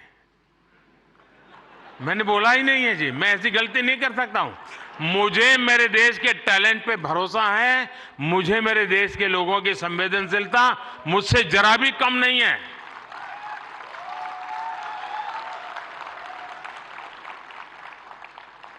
लेकिन ये ऐसे, और जो लोग इस प्रकार से सोचते हैं वो ज्यादा क्रिएटिव है, ऐसा मैं कह सकता हूं, क्योंकि मेंटल हेल्थ को लेकर काफी क्रिएटर्स बहुत अच्छा काम कर भी रहे हैं, लेकिन अभी हमें इस पर और ज्यादा काम करने की जरूरत है। और हो सके तो लोकल लैंग्वेज, गांव के अंदर एक परिवार में अगर ऐसा बच्चा है, उनके लिए क्या हो सकता है, बड़े शहर में 5 स्टार दुनिया में तो होगा, क्योंकि उनकी जिंदगी में ये बहुत जरूरी है जी। उसी प्रकार से एक बहुत बड़ा महत्वपूर्ण विषय है बच्चों में स्ट्रेस का। हमें पता नहीं होता है, पहले तो हमारा जॉइंट फैमिली होता था और बच्चे कभी दादी संभाल लेती थी, कभी दादा संभाल लेते थे, कभी नाना, कभी चाचा चाची, भाभी भाई। अब माइक्रो फैमिली है, दोनों लोग चले गए हैं, आया के पास बैठा है, पता नहीं उसको स्ट्रेस का क्या स्थिति है, कुछ पता नहीं है। अब जैसे एग्जाम का समय होता है, स्टूडेंट्स में रिजल्ट को लेकर के चिंता बहुत बढ़ जाती है, सांस फूलने लग जाती है। रिजल्ट आने पर फोन पर दोस्तों तो कह रहे जैसे रिजल्ट अभी आ गया हो, लेकिन धीरे धीरे पारा गर्म हो जाता है। मैंने कोई 12-15 साल पहले एक छोटी सी फिल्म देखी थी। उस जमाने में तो उतना वीडियो कोई पॉपुलर नहीं था, लेकिन मेरी ये रुचि है जानना, समझना, सीखना।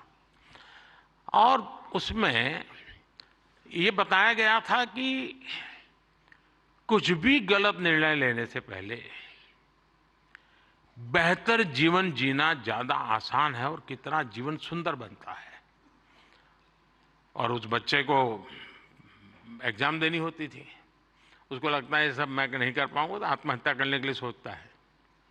शायद उसके जो क्रिएटर होंगे उसको याद आ जाएगा, मुझे पूरा याद नहीं, क्योंकि मैंने 15-16 साल पहले इसको, 20 साल हो गए होंगे।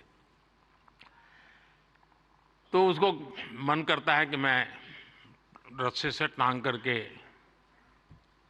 जान दे दूं, तो रस्सा खरीदने जाता है।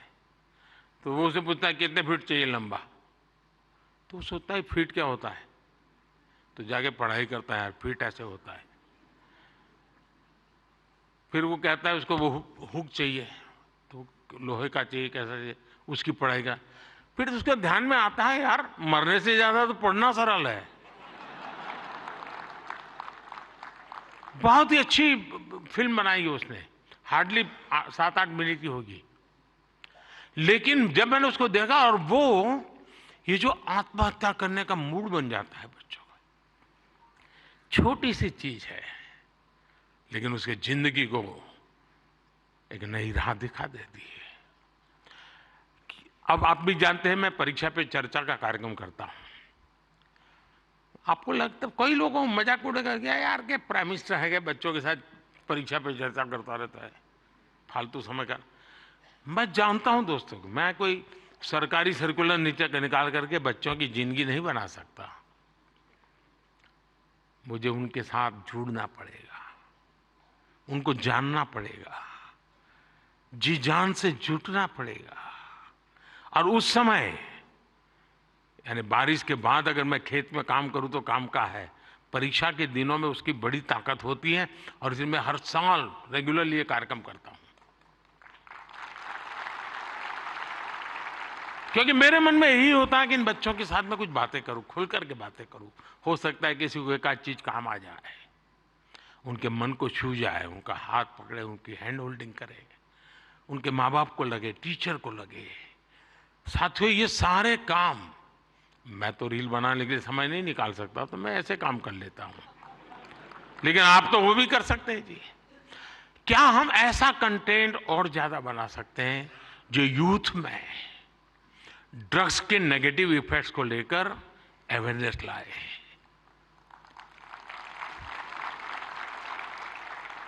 हम बिल्कुल दावे से क्रिएटिव वे में समझा सकते हैं कि drugs is not a cool for youth.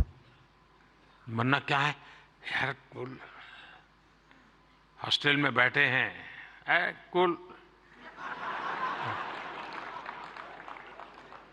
साथियों, इसमें बहुत बड़ा, और आप लोग हैं बड़े, क्योंकि आप उनके साथ जुड़ सकते हैं, उनकी भाषा में बात कर सकते हैं।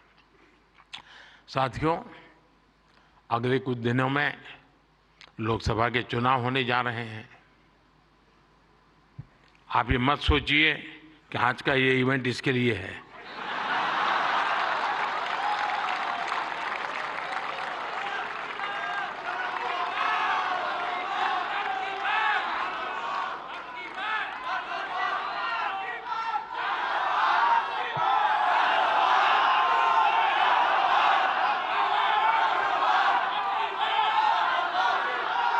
और मैं आपको गारंटी देता हूं कि हो सका तो नेक्स्ट शिवरात्रि पर भी, या तो डेट कोई और हो सकती है, या ऐसा कार्यक्रम मैं ही करूंगा।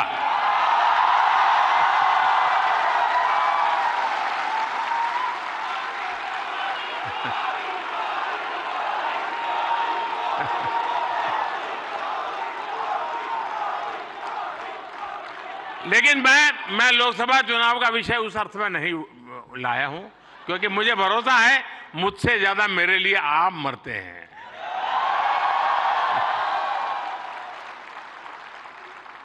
और आप मेरे लिए इसलिए मरते हैं क्योंकि मैं आपके लिए जीता हूं, और जो अपने लिए नहीं जीता है उसके लिए मरने वाले बहुत होते हैं जी।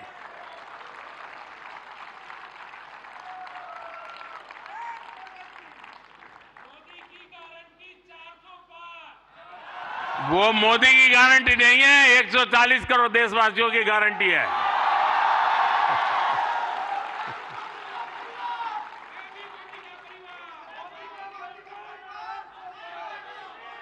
ये बात सही है, ये मेरा परिवार है। साथियों, मैं जो लोकसभा चुनाव की बात कर रहा था, और एक क्रिएटिव वर्ल्ड के लोग बहुत बड़ा काम कर सकते हैं। क्या हम ऐसा कुछ कर सकते हैं कि हमारे यूथ, और खास करके हमारे फर्स्ट टाइम वोटर, उनको हम जागरूक करने के लिए क्या कर सकते हैं, और उसको पता हो कि वोट देना यानी किसी को जिताना हराने का काम नहीं है जी। वोट देने का मतलब है तुम इतने बड़े देश की निर्णय प्रक्रिया के हिस्सेदार बने हो। तुम देश का भविष्य बनाने वाले एक महत्वपूर्ण पार्टनर हो। ये उस तक पहुंचना जरूरी है जी। उसको कभी ये मत कहिए किसको वोट दो, लेकिन आप उसको जरूर कहिए कि वोट तो देना ही चाहिए। वो तय करेगा किसको देना किसको नहीं देना, वो तय करेगा, लेकिन वोट देना चाहिए, ये उसको जरूर कहना चाहिए। और मैं मानता हूं हमारे देश में, दुनिया के देश जहां जैसे जैसे समृद्धि बढ़ती गई, वोटिंग पैटर्न घटती गई। दुनिया में देश समृद्ध हुए, लेकिन अलग अलग व्यवस्थाओं ने समृद्धि तक ले गए और बाद में लोकतंत्र की दिशा में गए। भारत 100% लोकतंत्र के ही अधिष्ठान को लेकर के समृद्ध राष्ट्र बनने के सपने को लेकर के चला है, और दुनिया के लिए मॉडल बनने वाला है जी। ये दुनिया के लिए बहुत बड़ा मॉडल बनने वाला है, लेकिन उसमें मुझे मेरे देश के नौजवानों की भागीदारी चाहिए। 18, 19, 20, 21 साल के जैसे। साथियों, हम अपने आसपास देखते हैं कि जो दिव्यांगजन होते हैं, स्पेशली एबल्ड होते हैं, उसमें बहुत प्रतिभा होती है, टैलेंट होता है। आप उनके लिए भी एक बड़ा माध्यम बन सकते हैं, उन्हें सपोर्ट कर सकते हैं। हमारे दिव्यांगजनों में जो इनहेरेंट ताकत होती है, उसे बाहर लाने की आवश्यकता है। उसे भी सोशल मीडिया की शक्ति से जोड़ने की जरूरत है। साथियों, एक और विषय है भारत का इन्फ्लुएंस, भारत के बाहर और ज्यादा बढ़ाने का। आज दुनिया में आप में से जो भी परिचित होंगे विश्व के साथ, आज भारत का तिरंगे का बहुत आन बान शान है, भारत के पासपोर्ट की आन बान शान है कि नहीं है? है ना? आपने देखा होगा यूक्रेन से बच्चे जब निकल रहे थे, तिरंगा झंडा दिखा दिया, काम चल जाता था जी।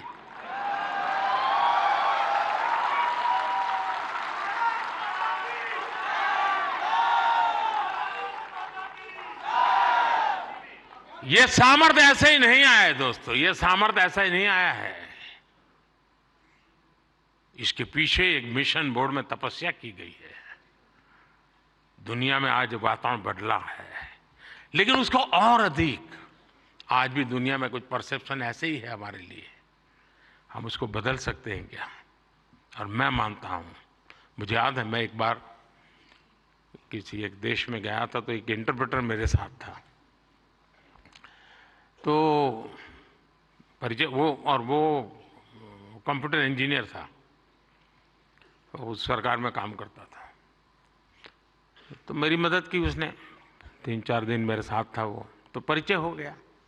तो आखिर में उसने कहा, साहब आपको बुरा न लगे तो एक सवाल पूछना चाहता हूँ। मैंने कहा क्या? नहीं साहब, आपको बुरा नहीं लगेगा ना? मैं कहा नहीं ये दोस्त, 3-4 दिन से आप देख रहे हो, बुरा लगने का सवाल नहीं, आप जरूर पूछिए। नहीं रहने दो साहब, नहीं पूछता हूँ। नहीं, मैंने कहा पूछो यार। उसने कहा साहब, क्या अभी भी आपके देश में सांप सपेरे जादू टोना यही होता है क्या? ये मुझे पूछा गया सवाल था जी। मैंने कहा देख दोस्त, हमारे लोग तो उस जमाने में तो बड़े ताकतवर थे, तो सांप बाप उनके लिए बड़ा बाएं हाथ का खेल था। अब मैंने कहा हमारी ताकत बहुत कम हो गई है, और धीरे धीरे करके मैंने कहा वो माउस पे आ गए हैं। लेकिन मैंने कहा वो माउस से पूरी दुनिया को हिलाते हैं। साथियों, मेरे देश का ये जो सामर्थ्य है ना, इस सामर्थ्य को हम आज अगर विदेश में बैठे किसी शख्स को, मैं समझता हूं हमारे सामर्थ्य से आकर्षित करें, उनको लाने की दिशा में हमारा काम हो, हम अपने कंटेंट को ऐसा क्रिएट कर सकते हैं। आप पूरी दुनिया में भारत के डिजिटल एम्बेसडर्स हैं दोस्तों, और मैं मानता हूं ये बहुत बड़ी ताकत है। आप फ्रिक्शन ऑफ सेकंड दुनिया में पहुंच सकते हैं। आप वोकल फॉर लोकल के ब्रांड एम्बेसडर्स हैं।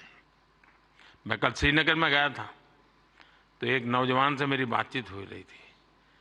मैं हैरान हूं, जो वो सिर्फ शहद का काम करता है, मधुमक्खी पालन का काम करता है, और आज ग्लोबली उसने अपनी एक ब्रांड पहुंचा दी है जी, जस्ट डिजिटल वर्ल्ड के माध्यम से। और इसलिए साथियों, आइए हम एक साथ मिलकर एक क्रिएट ऑन इंडिया मूवमेंट, मैं बहुत जिम्मेवारी के साथ आप लोगों से अपेक्षा कर रहा हूं, क्रिएट ऑन इंडिया मूवमेंट की शुरुआत करें।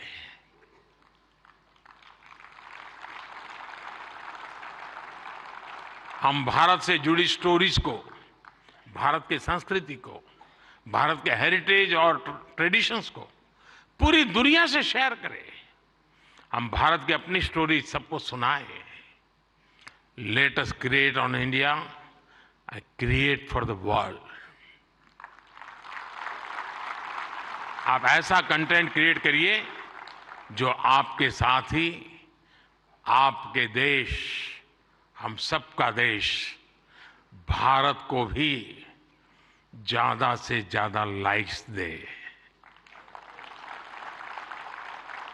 और इसके लिए हमें ग्लोबल ऑडियंस को भी एंगेज करना होगा, दुनिया की यूनिवर्सिटीज के साथ, दुनिया के नौजवानों के साथ जुड़ना होगा।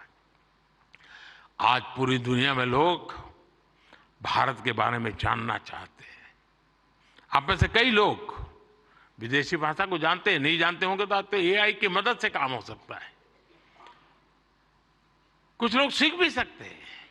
आप ज्यादा से ज्यादा यूएन लैंग्वेज में, जर्मन, फ्रेंच, स्पेनिश जैसे लैंग्वेज में कंटेंट बनाएंगे तो आपकी और भारत की भी रीच बढ़ेगी।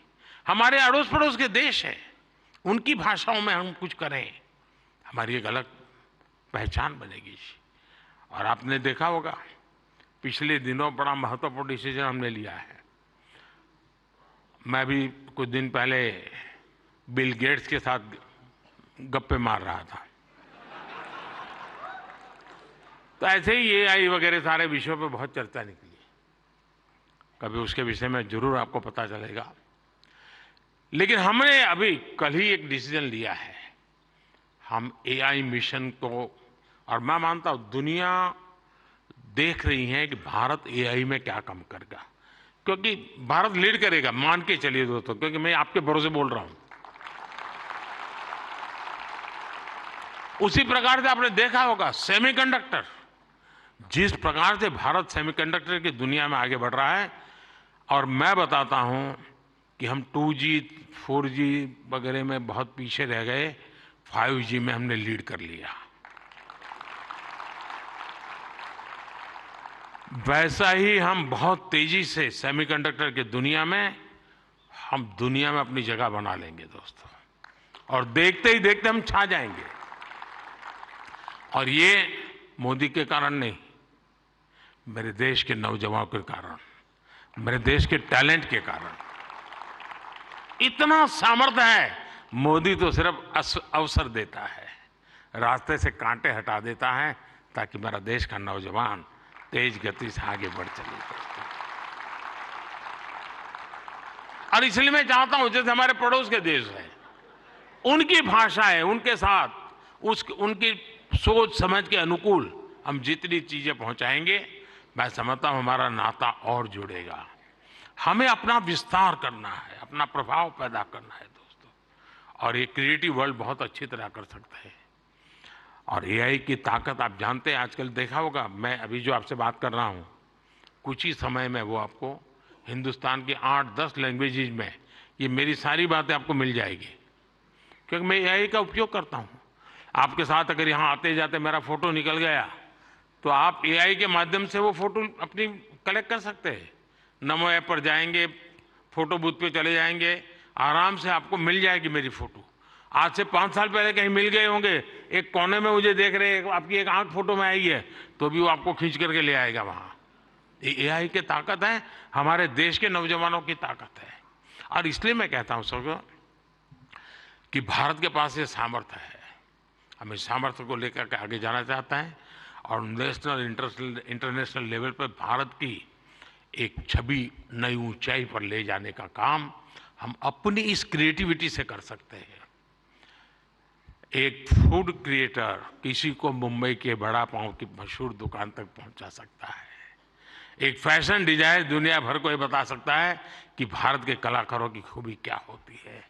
एक टेक क्रिएटर पूरी दुनिया को बता सकता है कि मेक इन इंडिया से हम क्या बना रहे हैं और भारत में इनोवेशन कैसे बढ़ रहा है। एक गांव में बैठा ट्रैवल ब्लॉगर भी विदेश में बैठे किसी व्यक्ति को अपने वीडियो से हिंदुस्तान की यात्रा के लिए मोटिवेट कर सकता है। हमारे भारत में तो इतने अलग अलग तरह के मेले होते हैं, हर एक पर्व में अपनी एक स्टोरी होती है और दुनिया उसे जानना चाहती है। जो लोग भारत को जानना चाहते हैं, भारत के कोने कोने को जानना चाहते हैं, उनकी भी आप बहुत मदद कर सकते हैं। साथियों, इन सारे प्रयासों में आपकी स्टाइल, आपका प्रेजेंटेशन, आपका प्रोडक्ट, आपके फैक्ट्स, अगर मैं मानता हूं हकीकतों विषय में कॉम्प्रोमाइज कभी मत कीजिए। आप देखिए, एक यूनिक अंदाज में आप जाएंगे। अब देखिए, आर्टिफैक्ट्स तो बहुत होते हैं, आर्कियोलॉजी वाले ने बहुत चीजें निकाली होती है, लेकिन जो म्यूजियोलॉजी जानता है ना, वो जब उसको बनाता है, रखता है, तो हम उस युग में पहुंच जाते हैं। 300 साल पुरानी चीज देखते हैं तो लगता है कि मैं उस समय जी रहा हूं। क्रिएटिविटी की ये ताकत होती है दोस्तों। और मैं चाहता हूं कि मेरे देश के भीतर वो क्रिएटिविटी है जो मेरे देश का भाग्य बदलने के लिए एक बहुत बड़ा कैटलिक एजेंट बन सकता है। और इसी भावना से मैं आज आप सबको मिला, आप सबको बुलाया। आप बहुत ही कम नोटिस से आए, आपने कुछ करके दिखाया है। जूरी को भी मैं बधाई देता हूं, क्योंकि 1.5-2 लाख लोगों की एक एक बारीकी को पहुंचाना बड़ा कठिन काम है। लेकिन आने वाले दिनों में ये काम और अधिक अच्छे ढंग से, अधिक साइंटिफिक ढंग से हम कर पाएंगे। मैं फिर एक बार आप सबको बहुत बहुत शुभकामनाएं देता हूं। बहुत बहुत धन्यवाद।